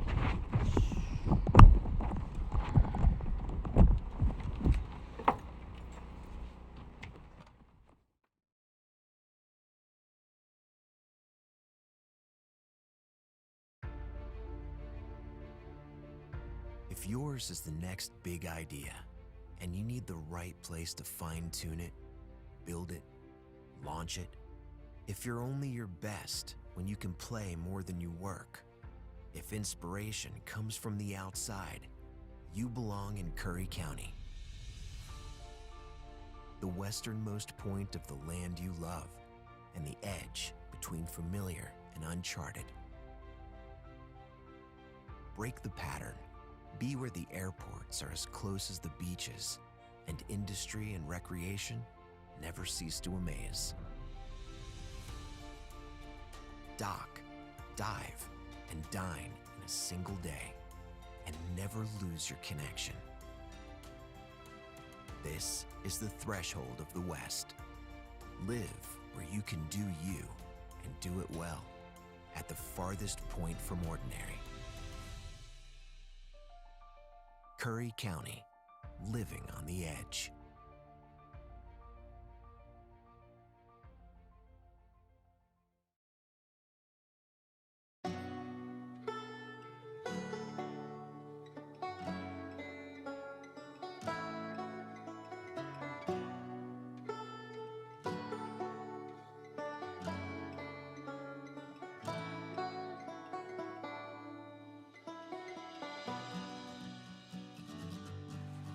One of the things I really appreciate about our entire region is that we embrace who we are, and I think that's what unifies us. Once the timber and fishing industries collapsed, it took us a long time to get back on our feet. People didn't quite grasp the idea that once these jobs left, they weren't going to get other family wage jobs, and it crippled us. Things were getting really dire. So we just saw that this was an opportunity to maybe look at that public land a little differently and how it could bring more dollars into our region. The Wild Rivers Coast is so unique because there are more wild and scenic rivers here than anywhere else in the lower 48 states. The scenic beauty is just amazing. There's so many different places to go, from the national forest down to the protected ocean, and it's just a really special place. I guess I didn't really know how special it was, though, until I moved away to Portland and came back and saw all the potential here. We're uncrowded, we're unspoiled, and we're a little difficult to get to, but my God, once you come here, you fall in love. We just thought if we could pull people to come into this Wild Rivers coast and stay longer and explore a little farther into our backcountry, there was a lot of opportunities for them to experience. I think our whole future is at stake here. This area is ready to go. We just need to give it a little kick in the butt. I'm gonna be honest, when the Rural Tourism Studio came here, I was skeptical because I didn't see far enough ahead that we actually could collaborate regionally, and I'm pleasantly surprised. It's been amazing. The Rural Tourism Studios was the first time we were able to come together as a region to talk about the future of our economy. If we can have a strong tourism economy in this area, it's going to benefit the whole community. We have to rely on ourselves, and I think through this program, it's sort of opened our eyes to what we could do when we work together. Community leaders really focused on 3 areas: outdoor recreation, food and agricultural tourism, and really building community relationships. In our area, a lot of the food that's grown all gets shipped away. And so now we're realizing that we can capture some of that local food that's grown here. The Eat Fresh and Local Action Team has hosted a series of networking events bringing together the area growers with the area vendors so that we could have more local food available to the visitors to our area. And now we're seeing more local food in our grocery stores, in our restaurants, and we have a new local food co-op. We created a farm trail from Bandon to Port Orford. We did 9 U-Pick farms, and it just gained traction, and people loved it. Langlois is less than 500 people. It's very small. So we have to bring in tourists. And being on the farm trail, even though it's just beginning, has really helped do that. We really want to make it a destination for anybody. My mom and I began Dragonfly Farm just 3 years ago. When I found out that I could grow a seed and turn that into food, it was like, oh my gosh, why wouldn't you do this? I just quit my day job and I just signed the paper to be an official co-owner of the farm. This is what I want to do for the rest of my life and grow with the community. Out of the Outdoor Recreation Action Team, we came up with a series of maps that show where the best places to go recreate are. We know where we're going to send people now, and we got a great map that shows all the best places to go see. For us to get a mapping project done to this extent is pretty impressive. We're patting ourselves on the back. I don't know if anybody else is, but we're doing it. From that, we decided that there was some places that needed help, so we came up with a mountain bike plan, and we also worked on designating a state scenic bikeway. The Outdoor Recreation Action Team was also looking at how we can make scuba diving better in this area. So we came up with the idea for a scuba fill station. So now people that want to come and dive in this area, they can dive for multiple days because they can get their tanks filled up again. When I started the Rural Tourism Studio, my business, South Coast Tours, was really small. And now we've grown to about 5 or 6 guides, and we're doing tours all over from Brookings all the way up to Coos Bay.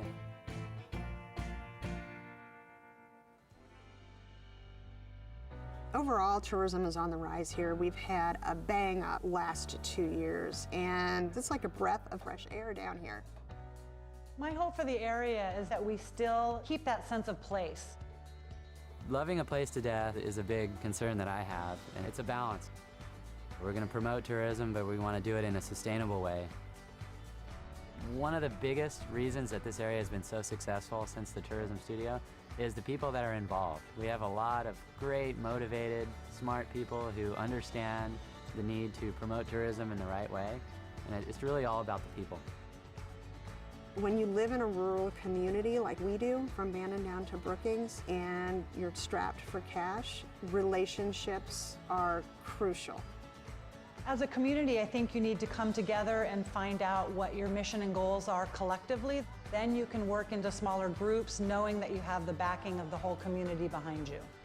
As long as everybody's just super excited about it and passionate about what they're doing and they can work together, then anything's possible. Own what you have and don't try to be something that you're not. It's gonna be hard. It's gonna take a long time. So roll up your sleeves and just dig in with an open mind.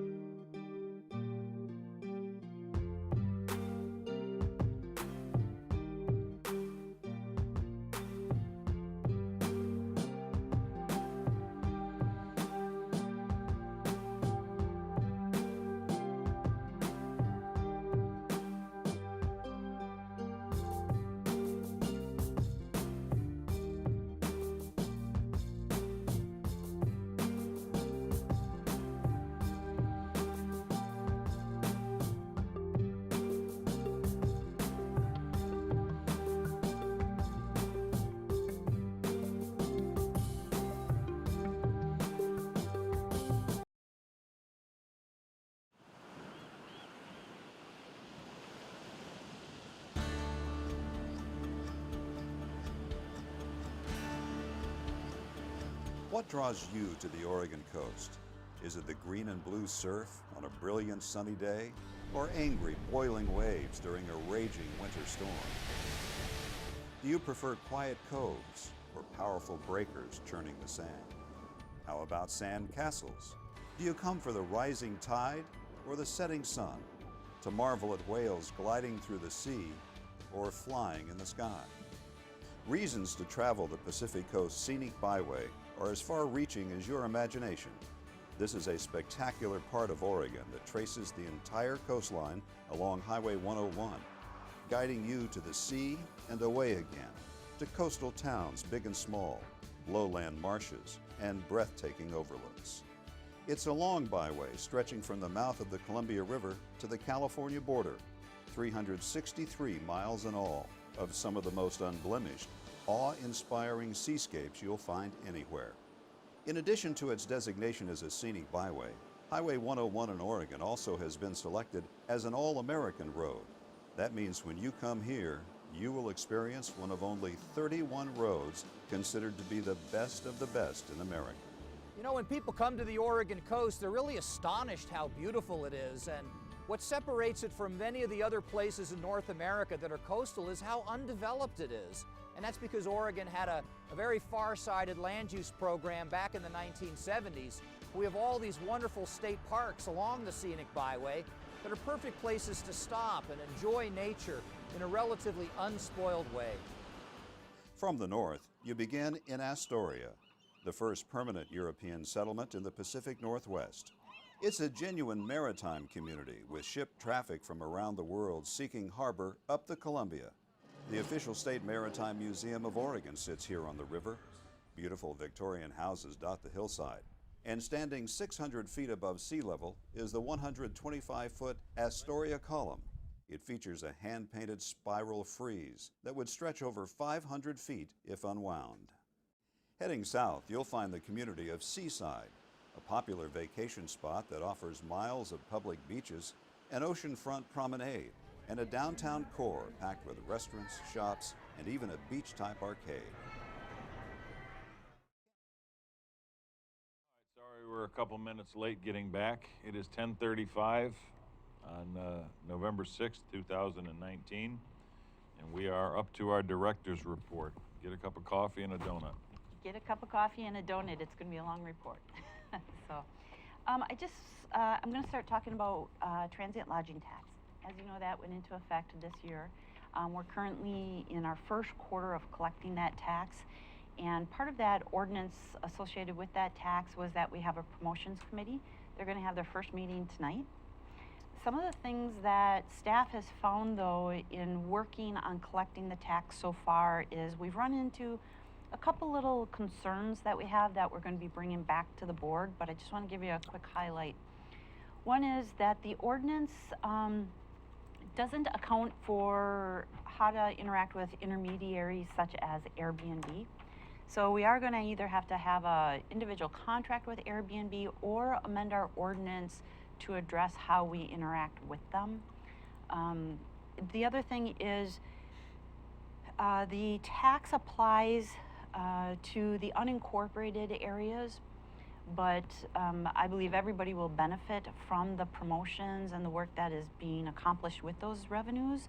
So I think the board will need to go back and look at, should the tax also apply to the incorporated areas? For example, should there be like a 2% tax on top of incorporated taxes to help cover the costs of promotions instead of the unincorporated areas taking the full burden of that promotion costs?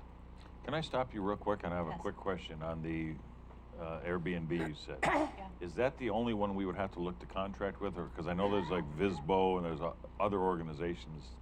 Would we have to contract with all of them, or would they cover everything? It depends how they're set up. Some of them are set up that we can interact with them right now. Okay. And then the other thing is Airbnb actually encompasses several of those companies. So you're really looking at one master company that is overseeing several of them. Thank you. The other part of that we are going to ask the board to revisit is the amount that is saved for admin.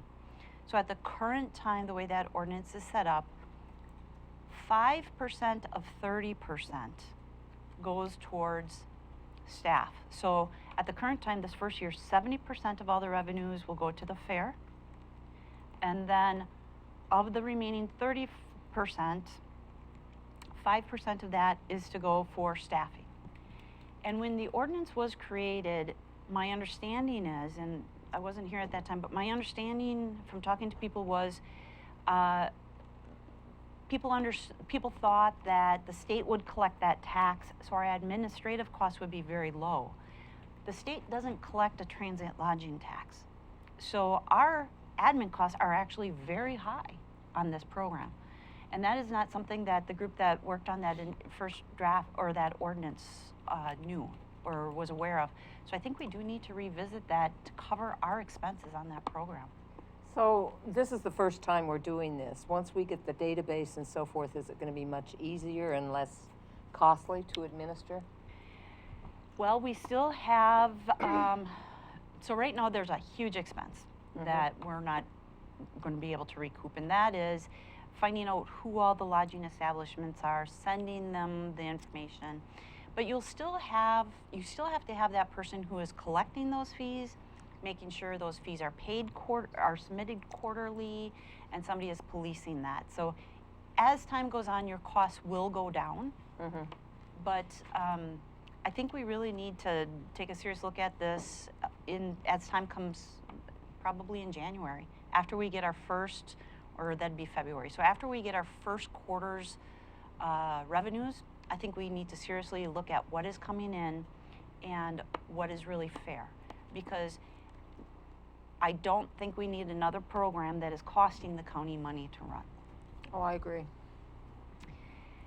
So moving on, we are in the midst of our strategic planning process, and the Moss Adams has met with the board. They've met with with the management team and the elected officials.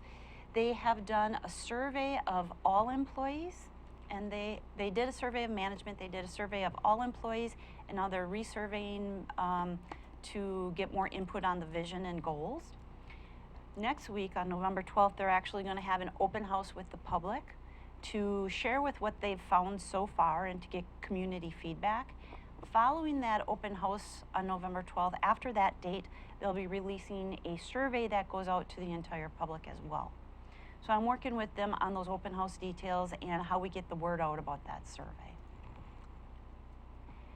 We met with the Watermaster last week or the week before, and we discussed the need for to have a presence here, basically. And the Jake and I, not the Watermaster, I'm sorry, the regional Master Representative Jake Johnstone, and we've been going back and forth. And he has proposed two days a week over in Curry, and then one of their people would be 2 days a week up in Coquille. And it would be like the first and third week of every month, they'd be here 2 days, and the other person that would be in the Coquille office would be alternating. So it'd be like the second and fourth weeks they'd be in there 2 days a week. So we're working on that schedule and where those office hours can be held, and then we'll be having an announcement on that once that's formalized. This week we began some software demonstrations on how to address inefficiencies. As you know, in the past we've had some of the auditor comments were that we have some areas to improve upon. Some of the early results on our strategic planning processes with Moss Adams has really stressed the need for efficiencies. So we had some demonstrations or some meetings with some software companies that can look to improve our budgeting and AP processes, and then make it easier to pull reports and to share that data with department heads. That software also looks at ways to improve keeping track of employees' time and that reporting that is involved in that time, how to make it a pretty seamless process. So we're pursuing those, getting more data and more information on those companies, the costs involved, the cost savings that could potentially be seen with those, and we'll be bringing that back to the full board in the near future. This year, as you know, the county always does a State of the County address. That's usually the chair that does that, and they do that in January. Historically, it's been a letter read at the first board meeting or second board meeting, and then that letter goes on the website. I've had conversations with the chair, and what we're looking at this year is an actual film that can be shared on social media and presented to the public in different public settings that would highlight the work that we've done this year and the efficiencies that we've seen, as well as some of the challenges that we've come into. So we're going to be spending the next, Miranda in our office will be working on some of that film for the next 2 months, and we'll actually be having a formal presentation here at the board meeting, of course. The chair will present that, but then also we'll be doing that in some public open house type settings as well.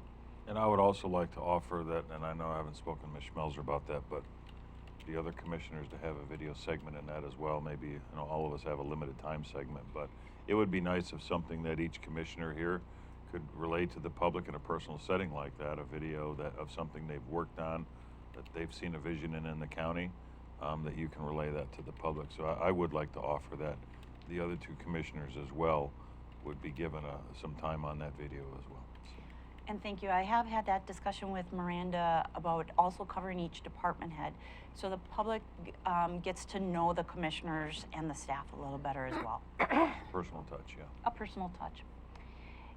As I mentioned earlier, the special district open house or meeting that we're going to have is December 9th. One thing that we're working on is an intergovernmental agreement to present or propose to the cities for code enforcement services. When it comes to code enforcement, one of the other things that I will be looking at and bringing forward for discussion is currently we provide animal control services, code enforcement services in the cities at no charge. So the county is bearing the full dog patrol, dog catcher responsibilities in the cities. And the cities aren't paying anything for that service. We need to either approach them and ask them if they'd like to pay part of that service, or we need to change our ordinance to indicate that it's only effective in the unincorporated areas. We have, yes? Do you have a plan on when we might approach that, or thoughts? I am looking to have all of this kind of reined in by the first of the year, where we either have discussed it or we have something actually proposed that we can review. And that's not only code enforcement, that's building inspection, all that kind of stuff. Building inspection services as well. One thing we're looking at is we're looking at the trends for getting the word out about what we do here, and a lot of that is on social media. So I'm throwing around the idea of, do we need to be showing things on cable channel, or should we be looking at other avenues as well? Social media, podcasts, different avenues for that. So I'll be bringing that back to the board as well. I have one thing that I sent out a first draft this week was looking at a possible ordinance for vacant properties where, let's say you own a home but you're not here, or you have vacant property and you're not here. Should there be a registration of those properties? And should that registration fee be going to code enforcement and law enforcement? Code enforcement spends a lot of their time on these vacant properties where you have squatters or problems. Law enforcement is actually spending a lot of time patrolling some of these areas. You know, we tend to see, like I said, squatters or maybe some drug problems or fire problems associated with some of these. And is there a way to recoup some of those costs? So that ordinance will be hopefully coming forward to you soon. That there is a first draft on that already that is being reviewed. We have a homeless encampment situation on some property down in Harbor. It's on county property.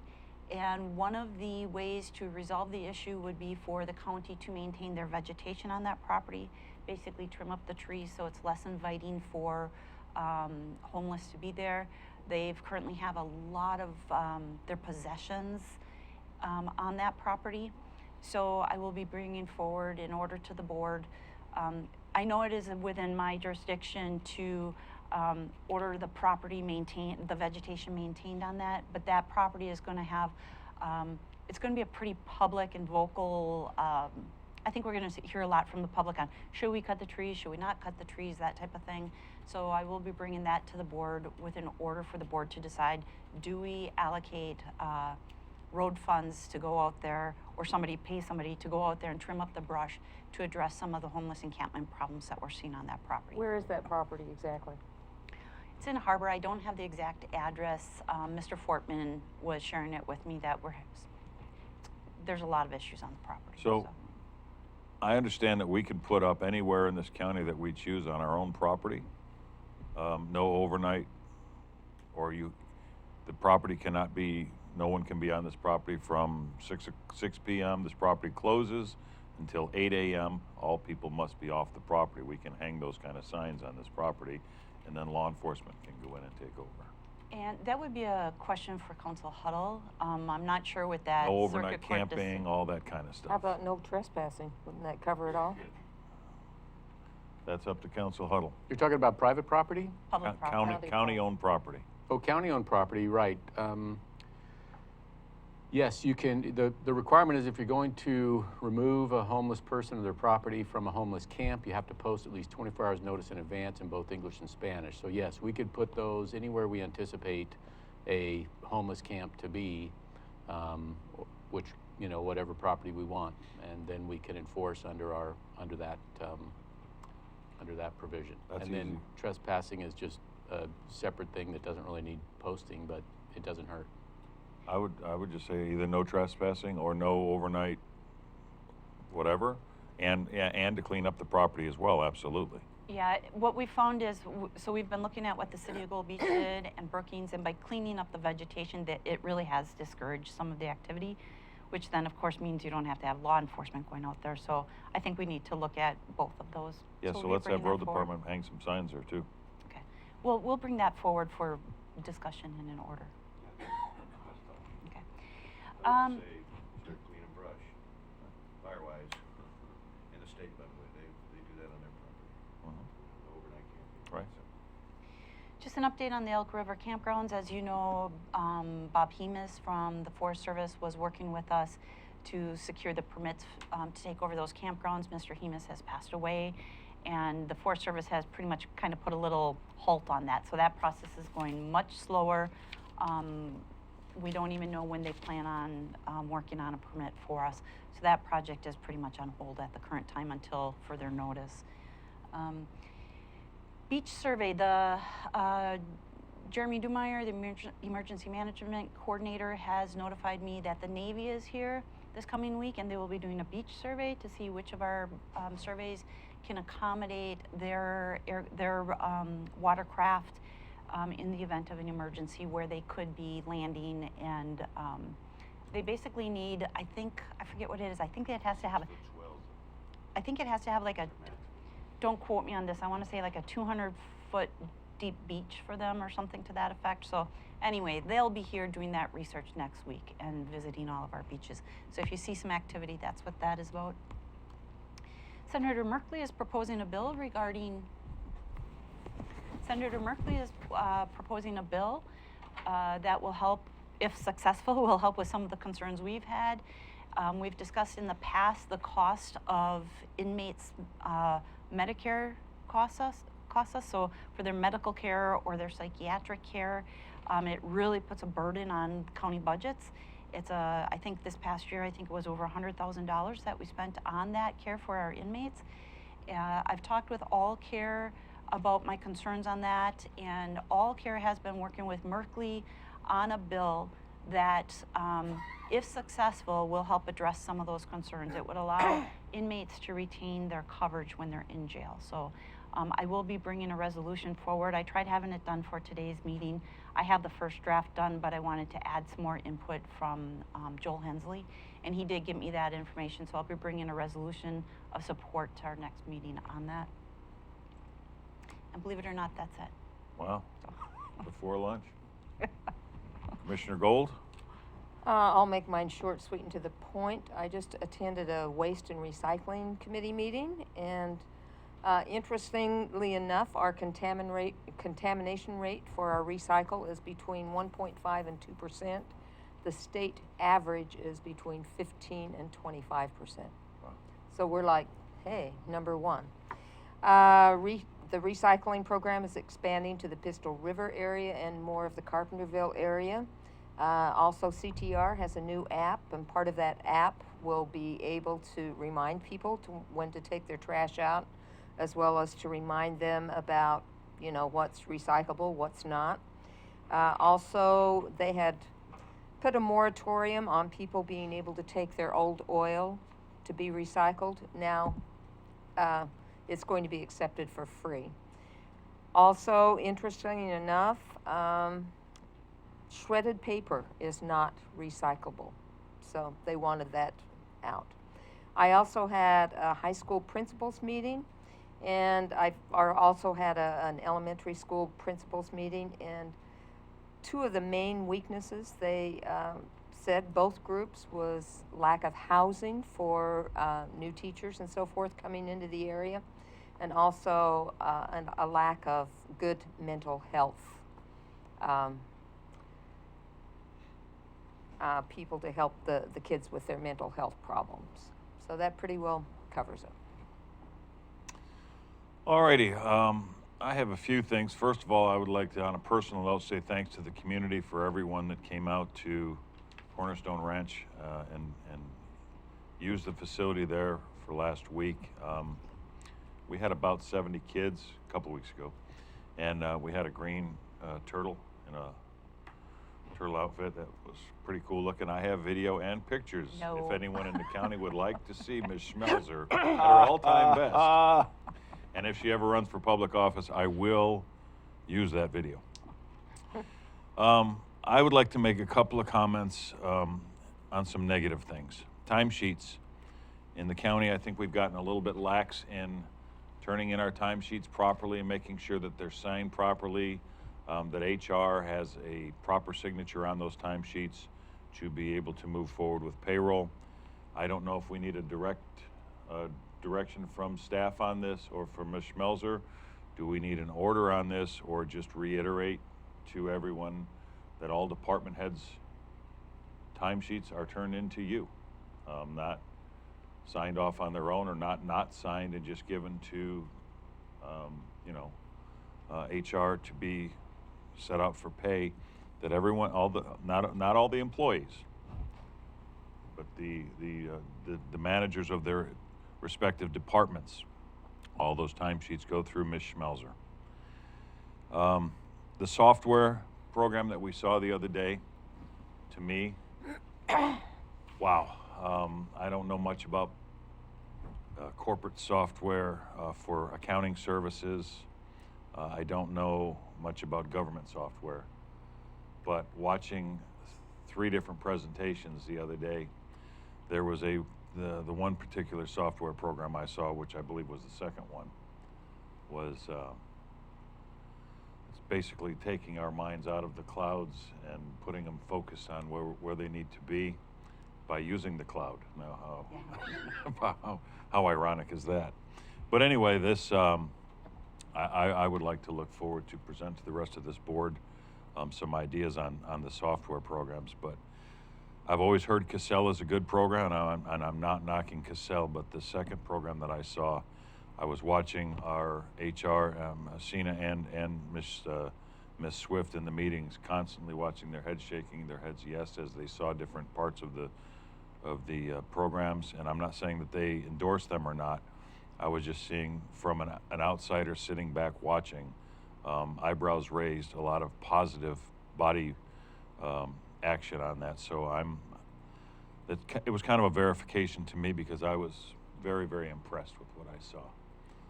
And the money savings that can be saved just on the credit card program alone will probably pay for the annual fees of the software program, much less the countless hours of HR, the way their payroll is done, the cross-checking and back-checking that the program shows, and I don't even know what I'm talking about. And it impressed me, so I can imagine somebody that really knows what they're doing, how impressed they may be. I'd like to also mention that we've got to stop some of this bickering and crybaby stuff in this county with the employees. I have people come in my office every week. I get phone calls every week from employees in the county that are just, we've got a lot of important stuff to do in this county, folks. Because somebody parked in your space, or they didn't answer their phone when you called, or it's not a commissioner's job to worry about these things. It's not Director Schmelzer's job to sit and worry about all these little tiny things. Go to your department head about it. Go to your pastor about it. I don't know, but it's not our job to be angry that somebody parked in your car space, or you don't like the way somebody raised their eyebrows at you this morning. It's just getting old, and I hope we can be grown-ups and adults here and respect each other with the way we talk to people, and respect each other for who they are, the amount of time that they've been here or not, and have a little latitude with that process. I would like to also mention the Marine Corps Ball is this weekend. It's down at the Elks Club in Brookings on Saturday evening. For anyone that's involved in the military, you can contact Michael Cooper. Yep. Mr. Cooper, 541-469-0295. And it's the Marine Corps Ball, but it's all services, all military is invited. Private citizens are invited. If you would like to have a really nice evening out on November 9th, 5 p.m., it's cocktails, it's a cash bar, but they're having top sirloin roast, chicken cordon bleu, all kinds of, they're going to have live music for the evening, everything. It's $25 a person. It's a lot of fun. It's a lot of military people that have got a lot of stories to tell, and some jokes as well. So I think you'll find it a great evening, and it's a great way to contribute to the military in this county and keeping the detachment strong and healthy. So it might be something you'd enjoy doing. And there was something else I had, and I don't remember it correct. Oh, one more thing I want to mention on the special districts. I had a meeting with Mr. Milliman, as Commissioner Boice mentioned earlier, Emeritus, from Brookings, and Connie Hunter came up, and a few others. We've spoken about the special districts, and we are going to be having a meeting in the next couple of weeks about all the special districts, and just looking at each district and the standing in the county and an approach we can come up with on that. So I will report back to the board on that after it happens, and then we're also going to have a special districts meeting on the 9th of December. So perhaps we can tie that all together for the rest of the board to get fully informed on what we're looking at, and then perhaps move forward with another plan on that. That's all I have. You're up, Commissioner Boice. Thank you. You know, a couple months ago, we passed the Housing Emergency Declaration. There's some good movement coming from that on a housing coordinator that we've all discussed, and I think we're going to ultimately be joining forces with Coos County. I don't have a specific report to give the board yet, but I am optimistic and feel very good about that. We have Greg Wolf from AOC, the Oregon Housing and Community Services Program, and Economic Development Coordinator Madison listed in on a conference call with me the other day, and how we might be able to get some funds there in addition to Curry County, or in addition to Coos County, I'm sorry. So I have something to report later on that, but I think we're headed in a good direction. When we had that declaration, I communicated to the board the top 3 issues that I have is housing, sudden oak death, and the fire danger. And the last couple of months, that's evolved with me personally to where I want to report to the board that of those 3, number 1 is a fire risk that Curry County has. And so I did, if you just take an area like Wells Head, you know, underprotected or not protected at all, it is a high risk. And we have a wonderful group of volunteers in Curry County, 15 different departments, and they all have boards. But we have a Curry County Fire Defense Fund that I've spent a lot of time in, obviously, and that incorporates Coos Forest Protective, Oregon Department of Forestry, the connection there, and on occasion the Forest Service shows up. Let's see if I can get this to rotate, Mr. Chair. I've tried to get this straightened out, but I think we're there. So the point is this: we have 15 different fire departments in Curry County, which includes Gold Beach, Brookings, and Port Orford. What I'm proposing and working with different people, especially the Fire Defense Board, we meet once a month up in the CFPA office, that we have eventually have a north, a central, and a south county battalion is what the proper fire term is. And that's so that we can just better organize, better support, show appreciation, and we need to recruit. We are short of firefighters in our county. They're not paid. As you know, Mr. Chair, at times they even have to pay for their own training if they take off for 10 days or so for the training requirements. This is a great bunch of people, but we also are very fortunate to have in all these departments good chiefs, but they're spread real thin. And so my vision, my outlook is to bring these under 3 different battalions, not so much a county fire department, although in working with Cal Orr, Joe Gregorio, he's had a lot of background experience in Del Norte County, and it's basically under one roof. It improves their firefighting capacity. Sometimes these small rural fire departments are the first ones to the fire, which might prevent it from going into a major forest fire. You heard me mention a minute ago Wells Head.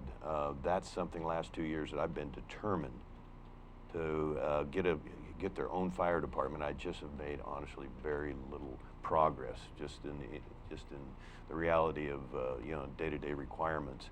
But I'm determined, some of these other people understand. In fact, one of the chiefs mentioned the other day, to have a fire at Whale's Head might be quicker to get the Puss River Fire Department than it would be Cape Ferrello or Brookings. You know, just because of the location and the distance and that barrier, or potential barrier.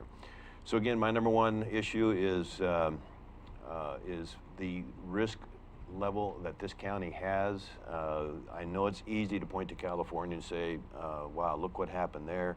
But when you simply do an analysis, an assessment on the amount of ground fuel that we have compared to California in a given acre, any measurement you want to make, the forest, all you got to do is look east. And so are we prepared? We're better prepared than we were 2 years ago. No question about it. All the mutual agreements that we have, the preparation, but me personally, I'll never be happy until there's no risk. And so that's going to take a lot of work, but I think there's a lot of wonderful people that are willing to take on that challenge. It's all about fire awareness, prevention, response, suppression, and for us, it's been recovery, as you know. So one of the projects that I outlined or intended to outline for the board today was part of the USDA disaster grants to fund maybe $100,000, have it in a some sort of a trust or a foundation or whatever. So when one of these departments, or eventually if it becomes a North, Central, and South battalion, that if the folks at Sixes say, hey, I got 2 guys I need to get to training, or I've got, you know, a tender that needs updated, then they can come to this fire defense board that I've gotten to know very well and have tremendous respect and appreciation for. They can come to that board and hopefully ask for approval. Not unlike our TLT tax, where everybody gets a chance to put in a bid for money that's available.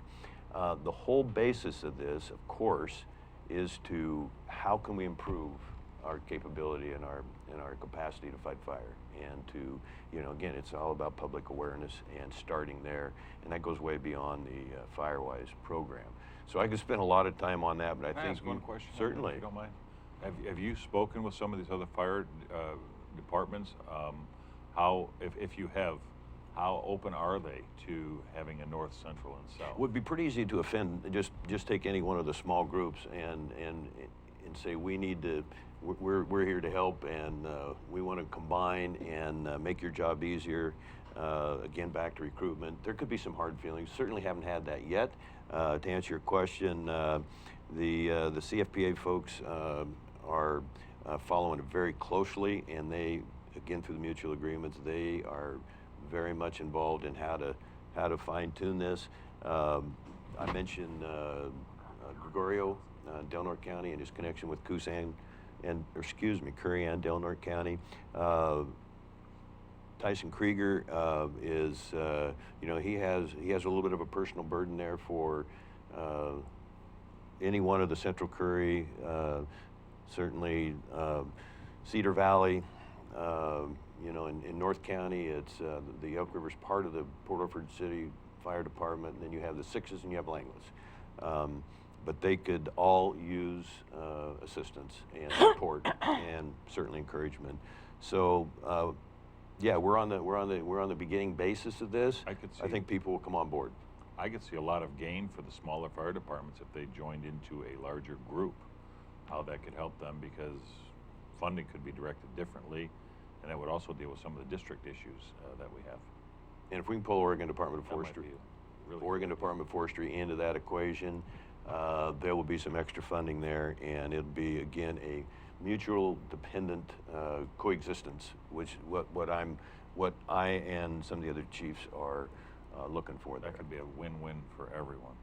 Bring the level down, Let's and you know, Agnes is incredible. I mean, all their firefighters are an average age of about 60. I mentioned Whale's Head. There are others that keep me up at night, and it has to do with the amount of fuel we have on the ground here. We have dense, gorgeous forests, and the downside of that is, you know, responsibility to understand and clean the forest floor. It's that simple, but it takes a lot of work and time.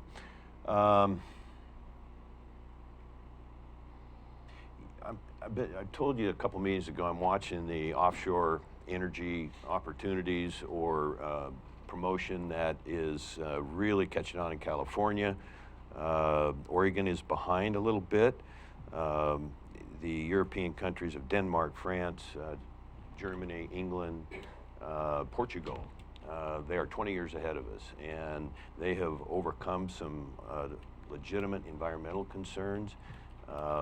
You know, I'm telling, in a fun way, telling people, hey, I'm an expert on wind in the south coast of Oregon, you know, so not really, but we have the best winds from Langless to basically the little community of Klamath, Northern California, compared to anywhere on the west coast of the United States. I'm not saying I support offshore energy, but I think it's in the best interest of the citizens of Curry County that I learn all that I possibly can, keep this board well informed, and it is, they're calling it marine renewable resource energy. And so I'm excited to learn all I can and keep the public informed, the board informed.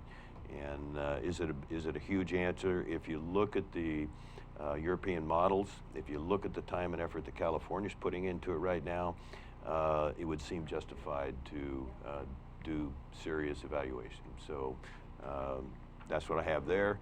Let me see. I've been asked to help with the Veterans Blood Drive, and I want to take on that project, and I hope I can have something to report back to the board on that. If it's something beyond just the Red Cross routine times that they come and have blood, I'm hearing from a couple different veterans that there is a shortage of blood available, and it might be something that I can put some effort in and contribute to and hopefully make a difference. And I'm going to conclude with Council Hutler's report, the work he did with the city of Brookings on them taking charge and waiving their SED hookup fees. So I just want to say a shout out to Brookings, and you know, as part of us bringing these communities together, and I know you're working on the Council of Governments, and that has really good potential for this county and the citizens. That's all I have, Mr. Chair. All right, at this time, this meeting is going to go into recess, and we are going to go into executive session per 192660, employment of an agent, 192602F, information exempt, and 192660H for possible litigation. So we are going to recess at the end of executive session. We will come back into session. All right, so let's change something.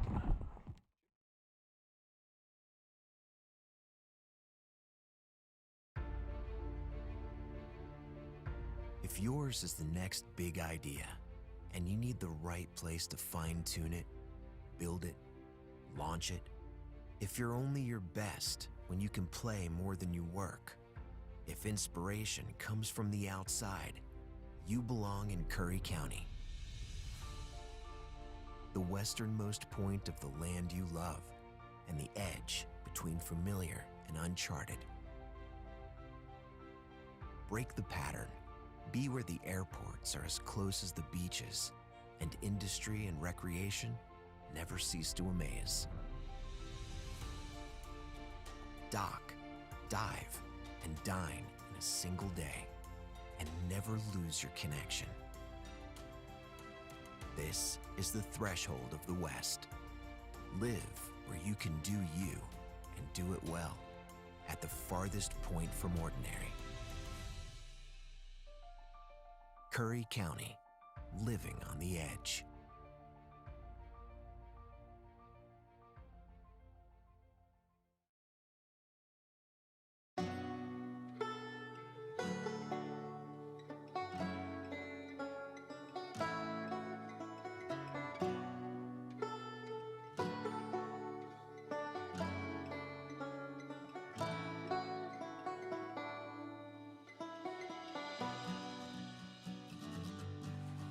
One of the things I really appreciate about our entire region is that we embrace who we are, and I think that's what unifies us. Once the timber and fishing industries collapsed, it took us a long time to get back on our feet. People didn't quite grasp the idea that once these jobs left, they weren't going to get other family wage jobs, and it crippled us. Things were getting really dire. So we just saw that this was an opportunity to maybe look at that public land a little differently and how it could bring more dollars into our region. The Wild Rivers Coast is so unique because there are more wild and scenic rivers here than anywhere else in the lower 48 states. The scenic beauty is just amazing. There's so many different places to go, from the national forest down to the protected ocean, and it's just a really special place. I guess I didn't really know how special it was, though, until I moved away to Portland and came back and saw all the potential here. We're uncrowded, we're unspoiled, and we're a little difficult to get to, but my God, once you come here, you fall in love. We just thought if we could pull people to come into this Wild Rivers Coast and stay longer and explore a little farther into our backcountry, there was a lot of opportunities for them to experience. I think our whole future is at stake here. This area is ready to go. We just need to give it a little kick in the butt. I'm gonna be honest, when the Rural Tourism Studio came here, I was skeptical because I didn't see far enough ahead that we actually could collaborate regionally, and I'm pleasantly surprised. It's been amazing. The Rural Tourism Studios was the first time we were able to come together as a region to talk about the future of our economy. If we can have a strong tourism economy in this area, it's going to benefit the whole community. We have to rely on ourselves, and I think through this program, it's sort of opened our eyes to what we could do when we work together. Community leaders really focused on 3 areas: outdoor recreation, food and agricultural tourism, and really building community relationships. In our area, a lot of the food that's grown all gets shipped away. And so now we're realizing that we can capture some of that local food that's grown here. The Eat Fresh and Local Action Team has hosted a series of networking events bringing together the area growers with the area vendors so that we could have more local food available to the visitors to our area. And now we're seeing more local food in our grocery stores, in our restaurants, and we have a new local food co-op.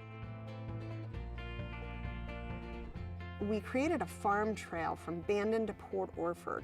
We did 9 U-Pick farms, and it just gained traction, and people loved it. Langlois is less than 500 people. It's very small.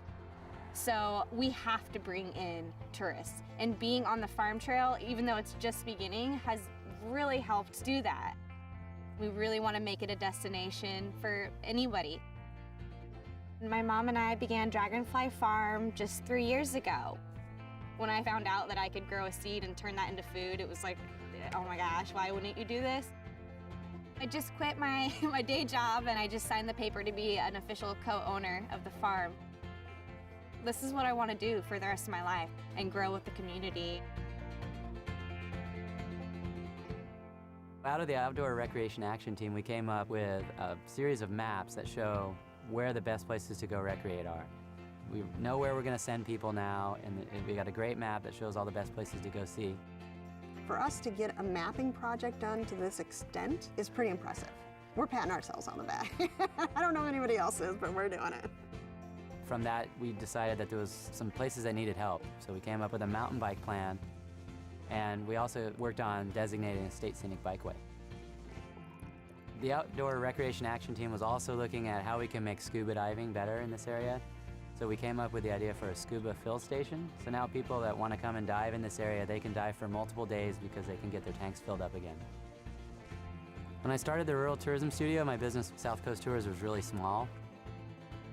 And now we've grown to about 5 or 6 guides, and we're doing tours all over from Brookings all the way up to Coos Bay.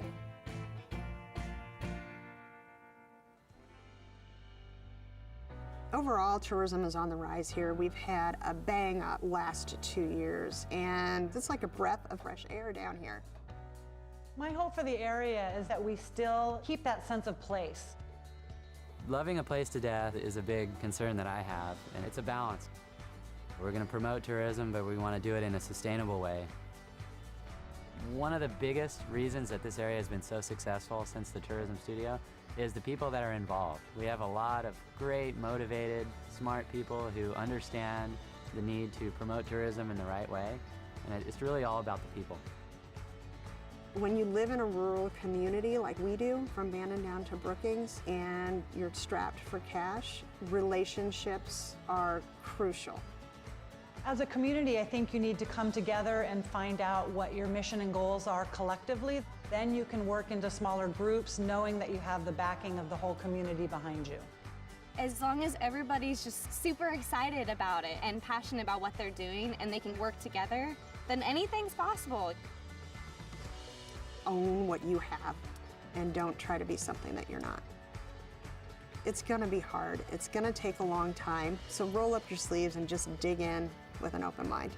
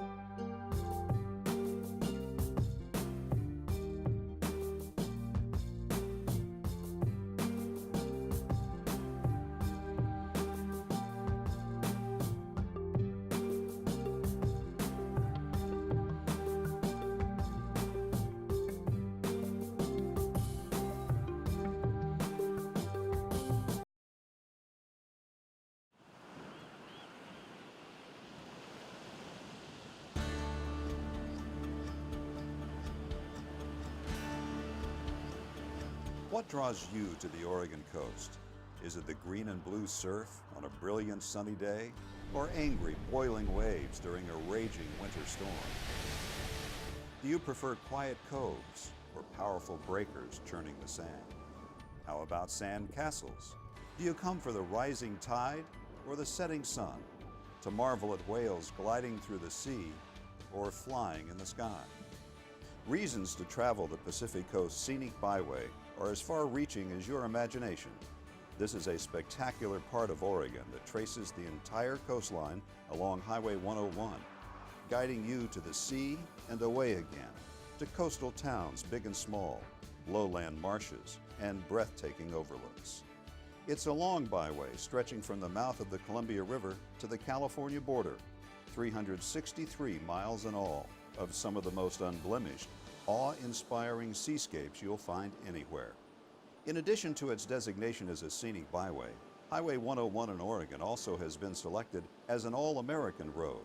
That means when you come here, you will experience one of only 31 roads considered to be the best of the best in America.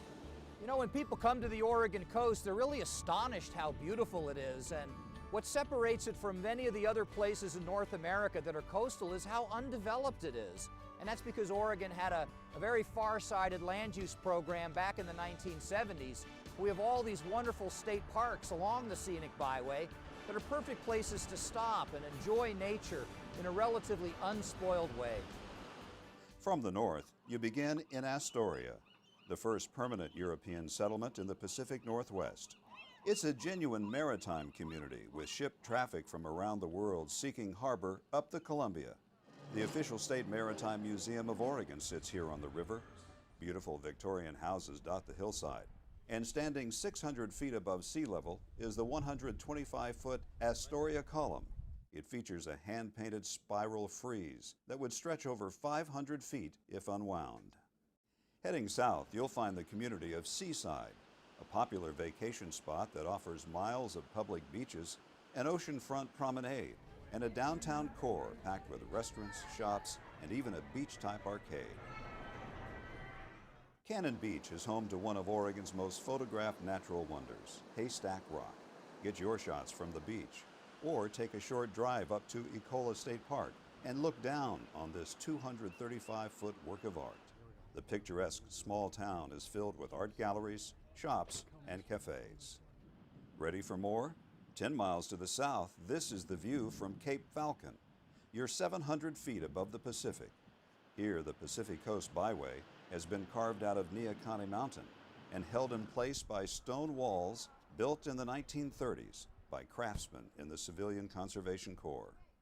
Upon descending the mountain, the highway drifts inward around Tillamook Bay to Tillamook, the unofficial dairy capital of Oregon. The verdant valley of dairy farms in this area produces 25 million gallons of milk annually. Much of that is processed into natural cheddar cheese. And near more than 800 miles of navigable waters, Tillamook is a crossroads for North Coast recreation.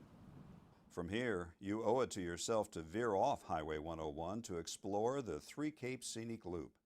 This drive places you right at the beach, beginning with Cape Mears, home to the shortest lighthouse in Oregon. 9 lighthouses stand sentinel along Oregon's coastline. They're monuments to our maritime heritage, towering links to the past, and as much a part of the rugged Oregon coastal landscape as any offshore monolith. The Cape Mears Lighthouse was first illuminated in 1890. Oregon's oldest lighthouse is at Cape Blanco, the westernmost point in the state. It was commissioned in 1870 to aid shipping generated by gold mining and the lumber industry. The 93-foot-high Yaquina Head Lighthouse is the tallest in Oregon. Today, its automated light continues to aid navigation at the entrance to Yaquina Bay.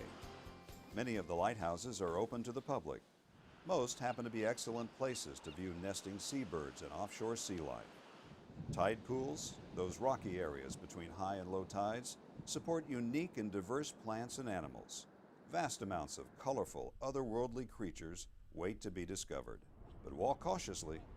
These organisms are tough enough to withstand the pounding surf, but are utterly vulnerable to human activity. Wildlife and sea life abound on the coast.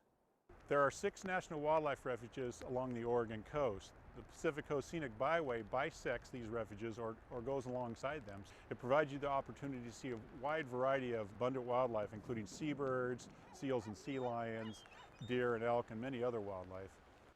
Cape Kiwanda lies at the southern end of the Three Capes Scenic Loop, near the town of Pacific City. Here you'll find a second Haystack Rock on the byway. Hike up the dune to marvel at stunning views of sandstone formations as they turn yellow, gold, or even red in the changing sunlight. If your timing is right, you'll spot 1 or 2 of the dory fleet sprint onto the beach after a day of fishing. How's this for a dinner setting? Restaurants along the Pacific Coast Scenic Byway accommodate just about any taste. Many serve an ocean view with every meal. Up and down the coast, you'll find seafood, of course, but don't limit yourself just because you're by the water. The Central Coast begins around Lincoln City, which is one of the larger communities on the byway. It has a reputation for being windy and was recognized by Kite Lines magazine as the best place to fly a kite in North America. It was incorporated from several small towns and as a result offers a sandy beach that is 7.5 miles long. A number of small state parks lie nestled along the ocean between Lincoln City and Newport. Stop, get out of your car, and take in the commanding views that are there, right next to your all-American road. Depot Bay boasts the world's smallest navigable harbor, 6 square acres in all. A seawall runs the length of the downtown, so everywhere you go, you're rewarded with a dramatic view of the Pacific. It's considered Oregon's whale-watching capital, with thousands making their way past Oregon each fall and spring. Fishing and whale-watching excursions regularly set sail from this little harbor. Leaving Depot Bay, you'll soon find yourself at Cape Foulweather, a basalt outcropping that looms 500 feet above the water. It was here, in 1778, British Captain James Cook first sighted the mainland of North America on the Pacific coast. A fierce storm that almost put an end to his expedition earned this rugged stretch of coastline its name. Coastal weather can change by the hour. You will find a lot of wet days, but rain can become blue sky with white clouds in an afternoon. Mist kissing the headlands burns away, or storms can last for days. Some people come for those storms. Whether you find sunbursts of happiness or cloud cover like a quilt, there's always a reason to come back. Like Lincoln City, Newport is one of the larger towns on the byway. The historic bayfront on the north side of Yaquina Bay hosts one of Oregon's largest commercial fishing fleets. It has a busy, genuine working waterfront feel, with fish plants and boats coming and going from as far away as Alaska. On the south side of the bay is the Oregon Coast Aquarium. Share waters beneath the ocean with sharks and rays. And don't miss the sea otters at mealtime. Now, all 4 of our otters were rescued otters. They were found out in the wild. For the next 50 miles, your trip along Highway 101 hugs the coast. Many more state parks offer opportunities to stop and take in outstanding vistas, crashing waves, and offshore rock formations. 2 small towns of note are Waldport and Yachats. Waldport sits on Alsea Bay, where fishing, clamming, and crabbing are popular. The 40-mile stretch south of Waldport marks steep headlands, jagged volcanic outcrops, and jaw-dropping scenery, the rugged edge of the Oregon coast. Yachats is a quiet, unhurried artist town just a couple of miles north of Cape Perpetua. Drive to the top of this bluff, and you'll be 800 feet above the water. On a clear day, you can see 70 miles of Oregon coastline. Drive past Heceta Head Lighthouse to the Sea Lion Caves. A quick elevator ride 200 feet down puts you in America's largest sea cave, the year-round home of wild stellar sea lions. Rugged cliffs give way to graceful beaches as you approach Florence. In the spring, be on the lookout for wild rhododendrons along the roadsides. Similar to Newport, you'll find an historic Old Town commercial district along the Siuslaw River. Florence is the gateway to the Oregon Dunes National Recreation Area, a 47-mile sandbox of wind-sculpted sand dunes towering 500 feet above sea level. These are the largest expanse of coastal sand dunes in North America. Reedsport is at the center of the Oregon Dunes, but you can do more than ride a dune buggy or motorcycle. A short 3 miles east of town on Highway 38, more than 100 Roosevelt elk reside at the Dean Creek Elk Viewing Area. Early mornings or just before dusk are the best times to photograph the herd. Paying homage to Oregon's timber heritage, Reedsport hosts an annual Chainsaw Sculpting Championship, a time to watch 3-dimensional artwork come to life right before your eyes. Mountains of sand continue at Winchester Bay. You'll also find an active marina here. It's a great place to try your hand at crabbing or take a charter for salmon or bottom fishing. The dunes end and you enter the coast's largest urban area at Coos Bay. It has the deepest natural harbor between Seattle and San Francisco. Foreign vessels sail under the massive McCullough Bridge. You may have noticed, dotted along the Pacific Coast Scenic Byway are many beautiful and iconic bridges. The Megler Bridge in Astoria, Yaquina Bay Bridge in Newport, Alsea Bay Bridge in Waldport, Siuslaw River Bridge in Florence, and the magnificent McCullough Bridge in Coos Bay are works of art in their own right. Charleston is slightly off the byway at the mouth of the bay. It was once an old waterfront fishing village and has become a commercial and sport fishing center. From here, the Charleston to Bandon tour route offers another side trip off the byway. It's a wonderful way to explore a variety of natural Pacific Coast beauty in a number of settings: beaches, vistas, gardens, and more. Giant sea stacks, a tiny lighthouse, and an old town await you in Bandon. Do you like to golf? This remote area on the Oregon coast has not one, but three of the most stunning and challenging golf courses in the world. As you drive south of town, look for brilliant red bogs in the fall. You're passing through the cranberry capital of Oregon. After a trek through forests and farmlands, you'll reach Port Orford. The wild coast has begun.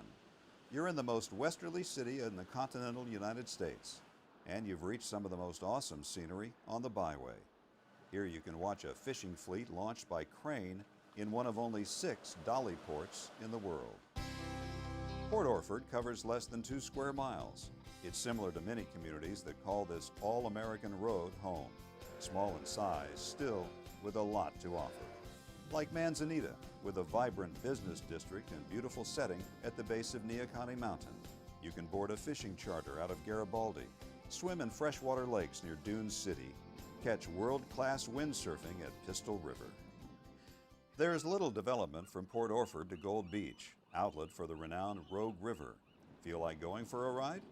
Jet boat excursions run from May into October up this wild and scenic river. Or maybe a midday walk on an uncrowded beach is more your speed. The last dozen miles of the Pacific Coast Byway leading into Brookings save some of the best for last. Treat yourself to frequent stops along the Samuel H. Boardman Scenic Corridor. Short hikes reward you with the best views in this shining stretch of coastline. Walk, relax, and be amazed along the coves and the crashing surf.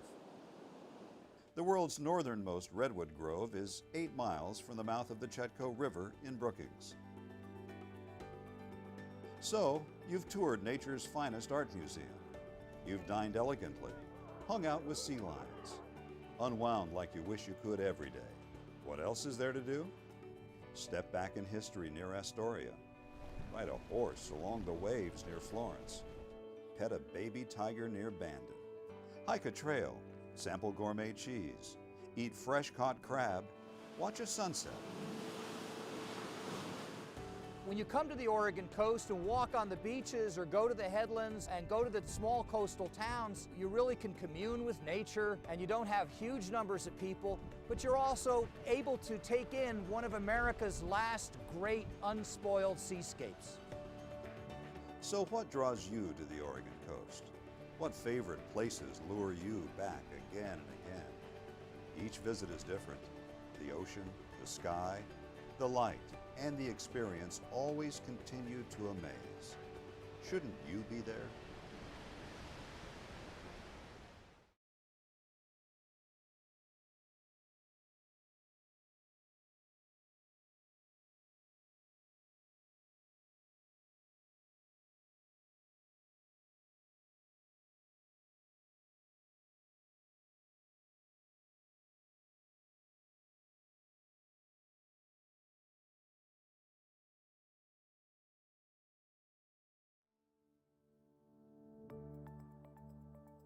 Wildfire, as everyone knows, has emerged as one of the big major issues affecting Oregon and, for that matter, all western states.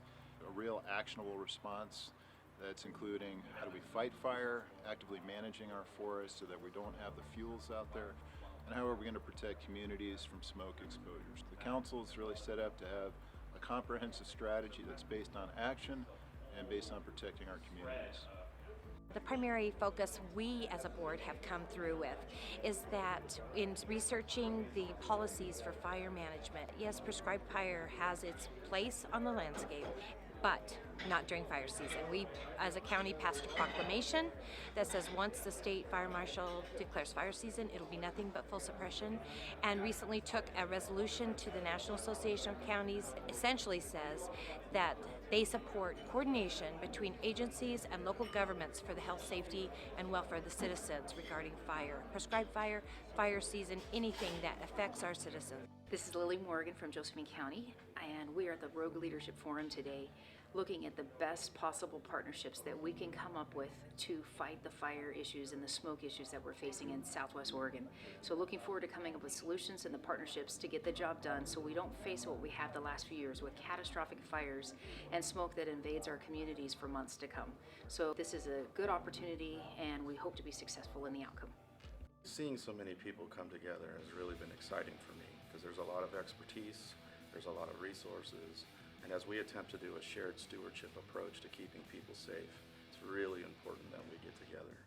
So my name is Merv George Jr., and I'm the Forest Supervisor for the Rogue River Siskiyou National Forest. The first things is making sure to get fires out if they're threatening life and property. The second thing that I'm going to focus in on is when it's safe to do so, to put some fire on the landscape when it's cooler and not during fire season, to reduce these same fuels that are giving us so much fits during the fire season. Bob Horton, I'm the Fire Chief of Jackson County Fire District 3 in Southern Oregon. The challenges that are facing us in terms of the mega fires and the wildfires that we've been experiencing out in this valley, particularly in the last couple of years, but across the state and across the region, incredibly concerning to us in the fire community, those in our communities in general, our constituents and our patrons are extremely concerned as they ought to be. And really the takeaway from the work that's being done now is this is an extraordinary collaboration of dozens on dozens of interested stakeholder groups who are coming together with a common purpose. It's really an inspiring showing of humanity to not only be able to provide for a greater quality of life for our people, but to be strong stewards of our land so that our future for us and generations to come is incredibly bright. Very pressing issue. It's bearing down on us. Fire season is approaching, and I am really interested in preventing my home and other homes in my community from being impacted by wildfire, specifically from being burnt down. That's my main reason for being involved. Quite a collaboration of folks. We're here looking for practical solutions to help us unravel some of the issues surrounding wildfires today here in the state of Oregon. And my focus really is on planning for large wildfire events in advance of their occurrence. That way, when they do occur, we can respond more appropriately to those situations. Well, I just think it's grand if all of the people all over the state have come together today to be concerned about water. It just warms my heart because I know that they really will leave here today feeling more impressed about the water because I have told them that we're all born in water. We cannot live without it. It's our job to take care of and stop the garbage in the rivers and streams and oceans because there's life in that water and it's our job to keep it clean for them. Because we cannot live on this planet without the animal kingdom. I was in Ohio at the Ohio River with Dr. Emoto, the Japanese scientist who had proven water could heal. He and I stood on the riverbank and blessed the Ohio River that they had us come to do. And I prayed that God has still kept the river good for them over there. We were taught when we were little that prayer works. You too will remember your prayers because they work. It has nothing to do with religion or church.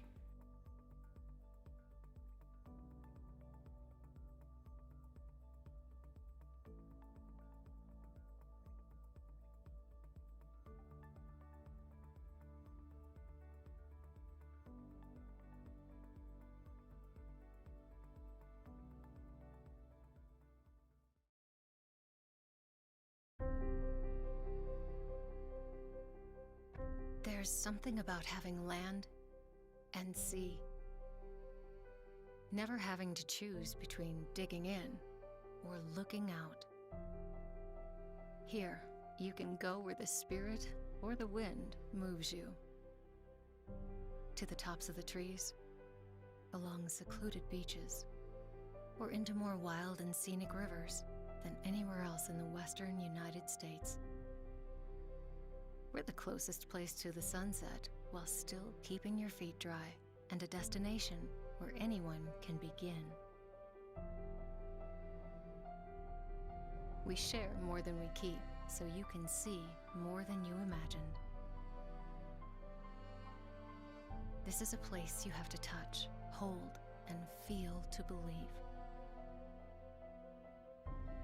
The entire shoreline of the West Coast's best coast is open to you, and playgrounds made of forests are waiting for you. Escape to Curry County and don't leave anything out.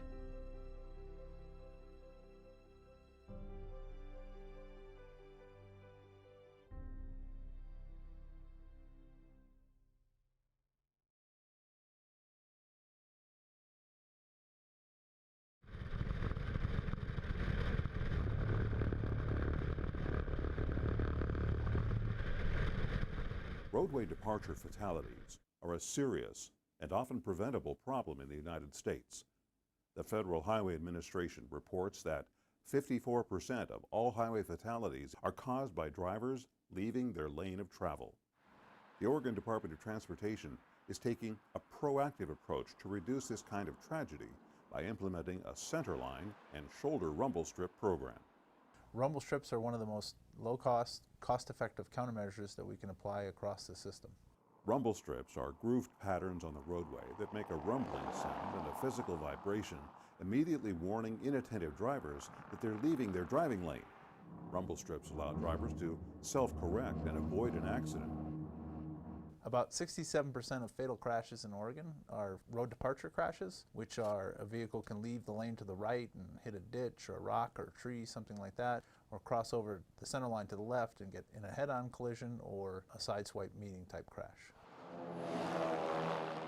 Over an 8-year period, ODOT engineers studied segments of 16 different highways and concluded that rumble strips are highly effective at reducing lane departures. We did a before and after crash analysis to find that we have reduced head-on fatalities by 40% with the installation of centerline rumble strips. We've been trying to find a way to deal with a problem that seems to be increasing over the last 10 or 15 years with our drivers, and that's distracted driving. And there's a lot of things that cause distracted driving. All these distractions are things that make people take their attention away from where it should be. Comparisons between other available safety features like guardrail and concrete barriers show that shoulder and centerline rumble strips are the most cost-effective safety treatment available. We're finding that those are very effective in trying to make sure that when you do make that mistake, it's not the last mistake you make. They help bring your attention back to the driving task and bring you back to where you should be, focusing on being in the middle of your lane and being safe. ODOT makes a conscious effort to use a bike-friendly rumble strip design where possible and installs 12-foot bike gaps every 48 feet of rumble strip. ODOT understands that rumble strips create a noise that can be disruptive for people who live near rural highways, and we're trying to address these concerns with different approaches. For the noise, we're looking at some new designs. We're hoping that the new design rumble strip will be just as effective at saving people from making an error and much quieter, on the order of 10 times as quiet. And we're actually going to be installing our first full set of these style of rumble strips along 205 this summer. So we recognize that noise is a concern, but one of the things I like to tell people is whenever you hear the sound of a rumble strip, it could be the sound of the life being saved of one of your loved ones. Rumble strips are proven to save lives. The Oregon Department of Transportation is taking the lead in implementing the sound of safety.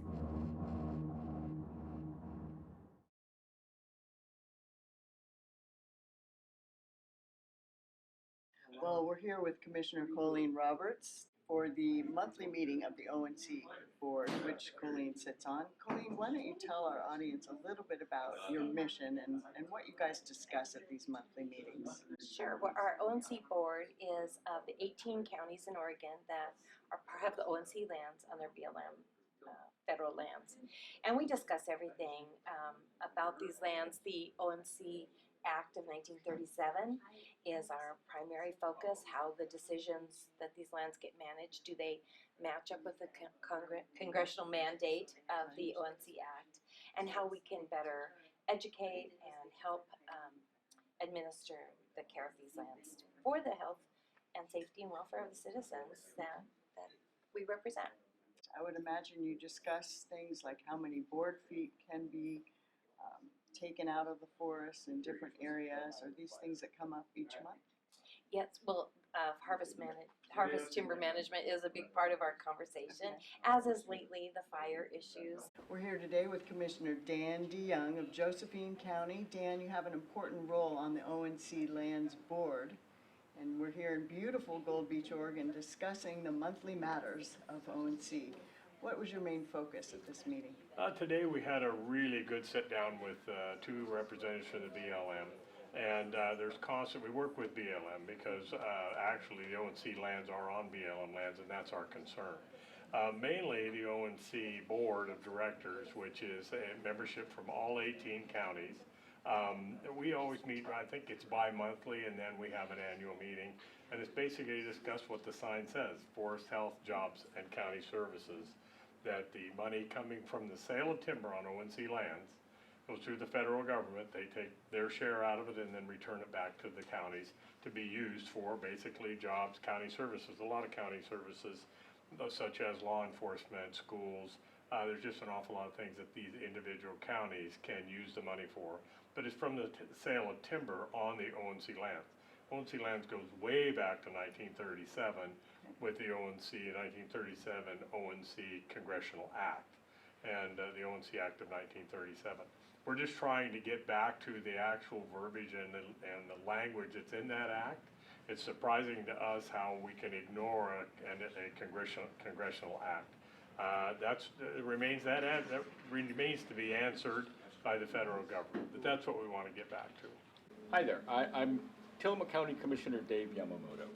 I'm a member of the ONC Board and also the chair of the Council of Forest Trust Land Counties. And in Tillamook County, it's very important that we consider natural resource-based economies. So in Tillamook County, we have lots of dairy. I'm sure you're familiar with Tillamook Creamery, but also lots of state and federal timberlands.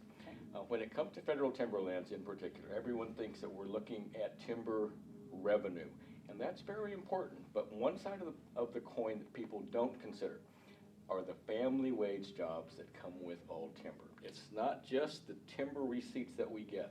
These are family wage jobs. These are fully benefited jobs. Whereas on the tourism side, the income is about a third of what we would consider a family wage job, and there are also no benefits with those. So timber receipts are very important, but it's the family wage jobs that they create at the same time, which are very important to counties like Tillamook.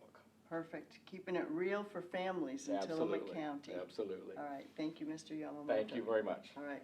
We are here with County Commissioner Bob Main from Coos County, Oregon.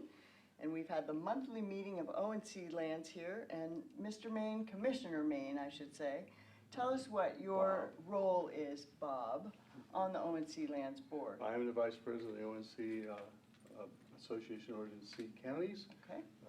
Consists of 18 ONC counties, Western Oregon counties. Okay.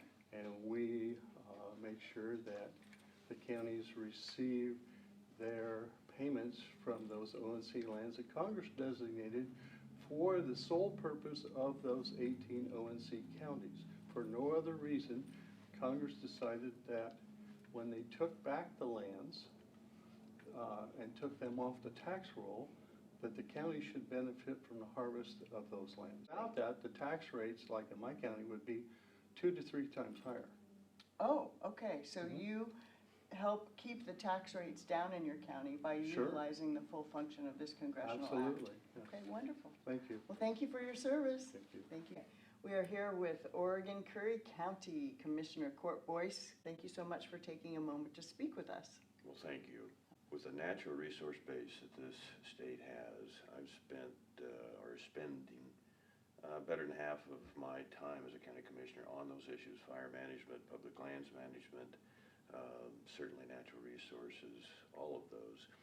And so I'm often reminded that 250 years ago, the generations that came before us, when they got here to Oregon, include Northern California, they found the greatest forest in all of North America, that produce the greatest watersheds, that produce the most pristine rivers, that give us the most, the highest quality of salmon and steelhead runs, arguably on the planet.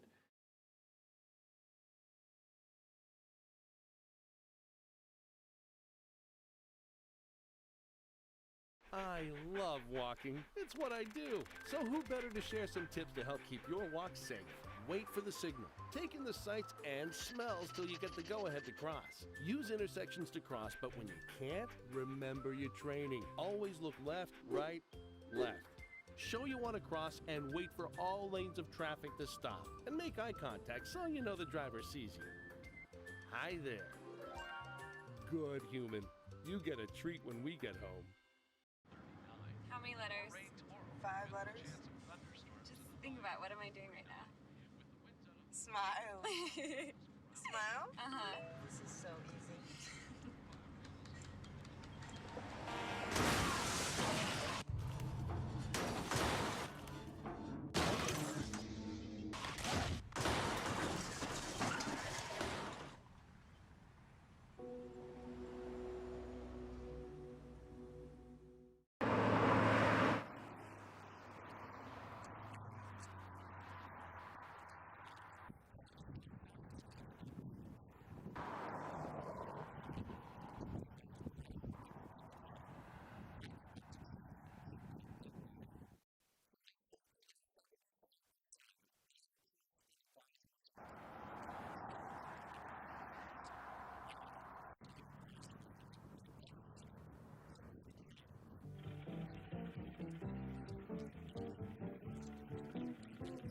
Sign that doesn't have a rider on it, so we take our first test at this posted speed limit of 35 miles per and hour. Harley-Bills are seeing more than their share of curvy roads these days. Their job is to drive every stretch of highway in Region 1 several times. All this driving back and forth. That way we can get it all the way. All right, sounds good. The old limits were set back in the 1930s and 40s and were changed very little until just recently. So now our limits are taking into account newer vehicles, a little bit more aggressive driving style, and so those limits are going up.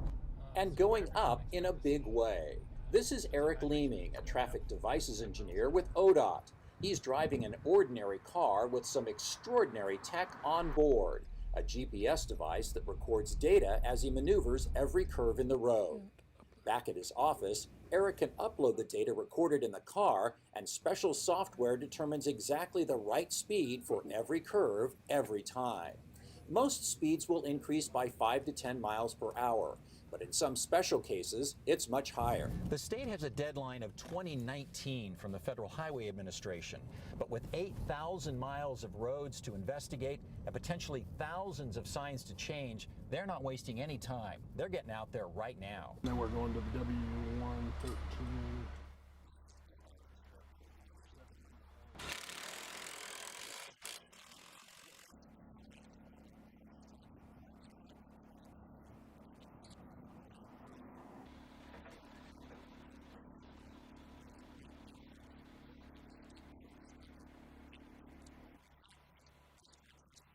About 800 signs along this section.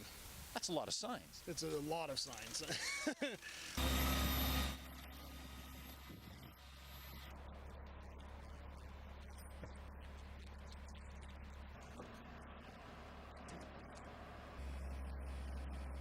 If it's a 35-mile-an-hour corner, you should be taking it at 35 miles an hour.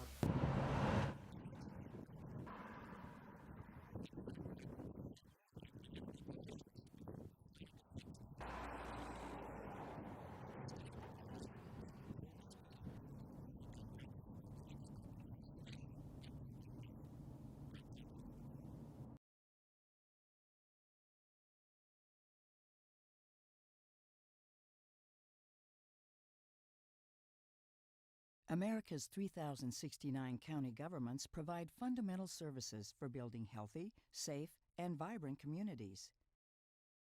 We are an intergovernmental partner, implementing federal and state policies at the local level, often under strict rules and funding constraints.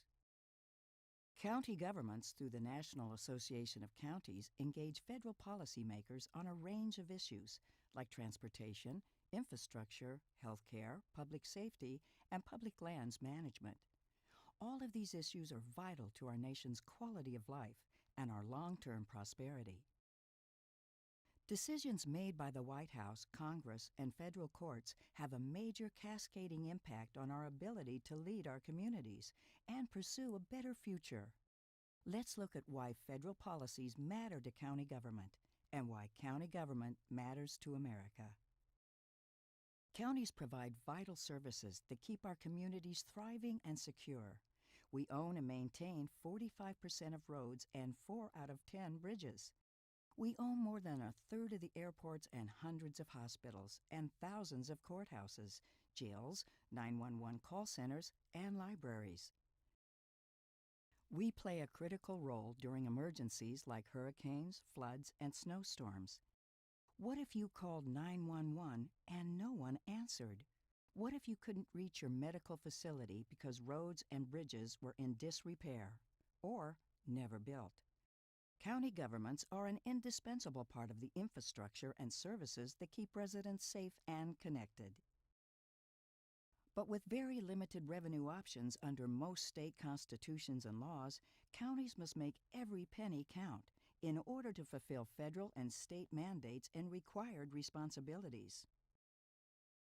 Nothing is more basic in our society than essential public facilities like schools, hospitals, airports, jails, bridges, and other infrastructure. Yet proposals have surfaced to eliminate or scale back tax-exempt municipal bonds. For over a century, municipal bonds have been the lifeblood for our nation's public infrastructure, helping finance more than $3.7 trillion in essential projects. If tax-exempt municipal bonds were eliminated or scaled back, county governments and our residents would face billions in new costs when financing vital facilities. Additionally, counties rely on MAP 21 and the Federal Highway Trust Fund to complement local transportation financing resources. With growing demands and mounting costs, we need a reliable federal partner to invest with us in our nation's economic growth and competitiveness. We need a long-term legislative solution with increased funding to ensure continued success in operating our nation's transportation system. Counties face further revenue losses each year because billions of dollars in e-commerce sales tax revenue isn't collected. The Marketplace Fairness Act would enable states and localities to collect existing, already owed taxes. It would also level the playing field between many internet retailers who don't collect sales taxes and Main Street businesses that do. County governments provide support services to federal public lands, touching 700 million annual visitors. We lead search and rescue operations, fight fires, protect the public's health, and maintain roads. Federal lands cover nearly 1/3 of the U.S. and impact 69% of counties. Because federal land is exempt from local property taxes, counties depend on PILT, the Payment in Lieu of Taxes program, to provide essential services. The Secure Rural Schools program provides assistance to rural counties and school districts affected by the decline in revenue from timber harvests on federal land. Decisions to cut or delay funding both programs undermine our ability to provide services and maintain public lands. Our intergovernmental partnerships don't end with legislation because counties also implement and comply with federal and state regulations. When considering environmental protections, we know our communities and care deeply about the environment. We need a stronger voice in shaping common sense regulations that protect communities while also promoting economic growth. This is why NACO secured significant improvements to FEMA's flood insurance program and is pushing back on the waters of the U.S. proposed rule. Our message: federal policies matter to county government, and county government matters to America. Every level of government must work together to shape policies that improve the quality of life for all Americans. Whether it's building and maintaining infrastructure, providing essential services, or fostering economic growth, counties are on the front line serving their citizens. NACO stands ready to work with the administration and Congress to make our nation's communities healthier, safer, and more vibrant places to live and work.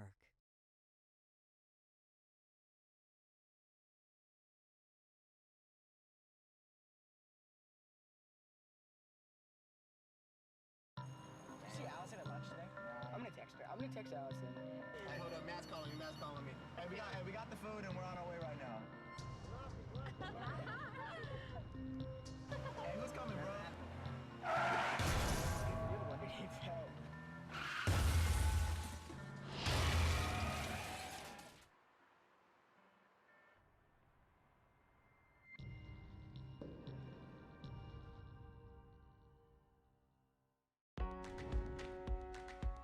Counties matter.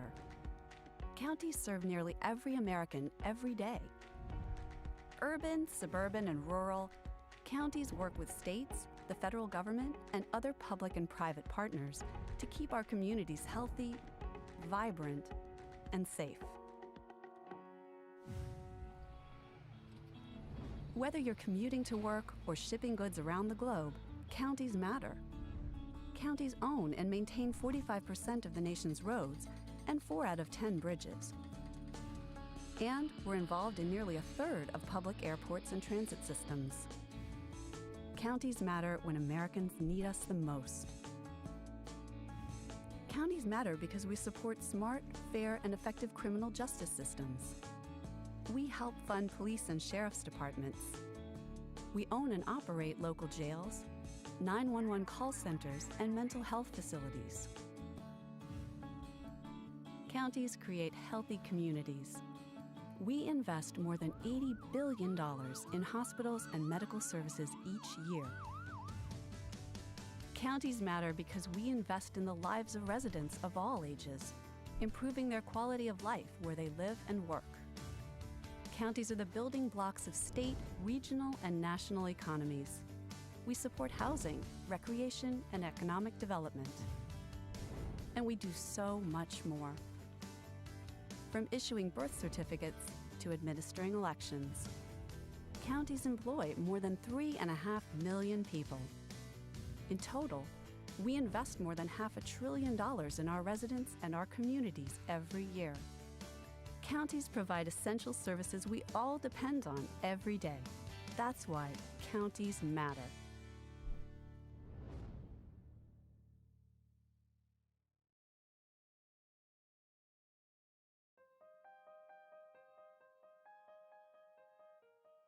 Why do counties matter? Simple. Counties provide the services we all depend on. If you're concerned about crime, get a regular flu shot. Drive to work. Take public transportation. Or experience a natural disaster in your community. Chances are you benefit from county services. That's why counties matter. With America's system of federalism, counties are a key level of government, serving the people directly. So, do you vote? Had a recent hospital stay?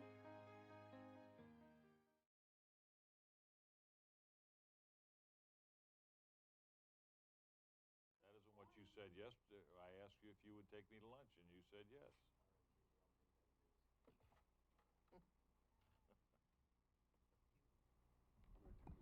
Yes, sir. All right, we are back in from executive session. The board and staff are to proceed as directed from that session. And we have one more order of business. Ms. Schmelzer? So number 11 is a hire order, and it is the order that was provided in your packet. It is basically to appoint me as your interim local public health administrator and interim county registrar. So moved, Mr. Chair. I'll second that. Further discussion? Roll, please. Mr. Gold. Aye. Vice Chair Boice. Yes. Chair Paasch. Aye. Motion carried unanimously. With nothing further, this meeting is adjourned. Off to lunch. No.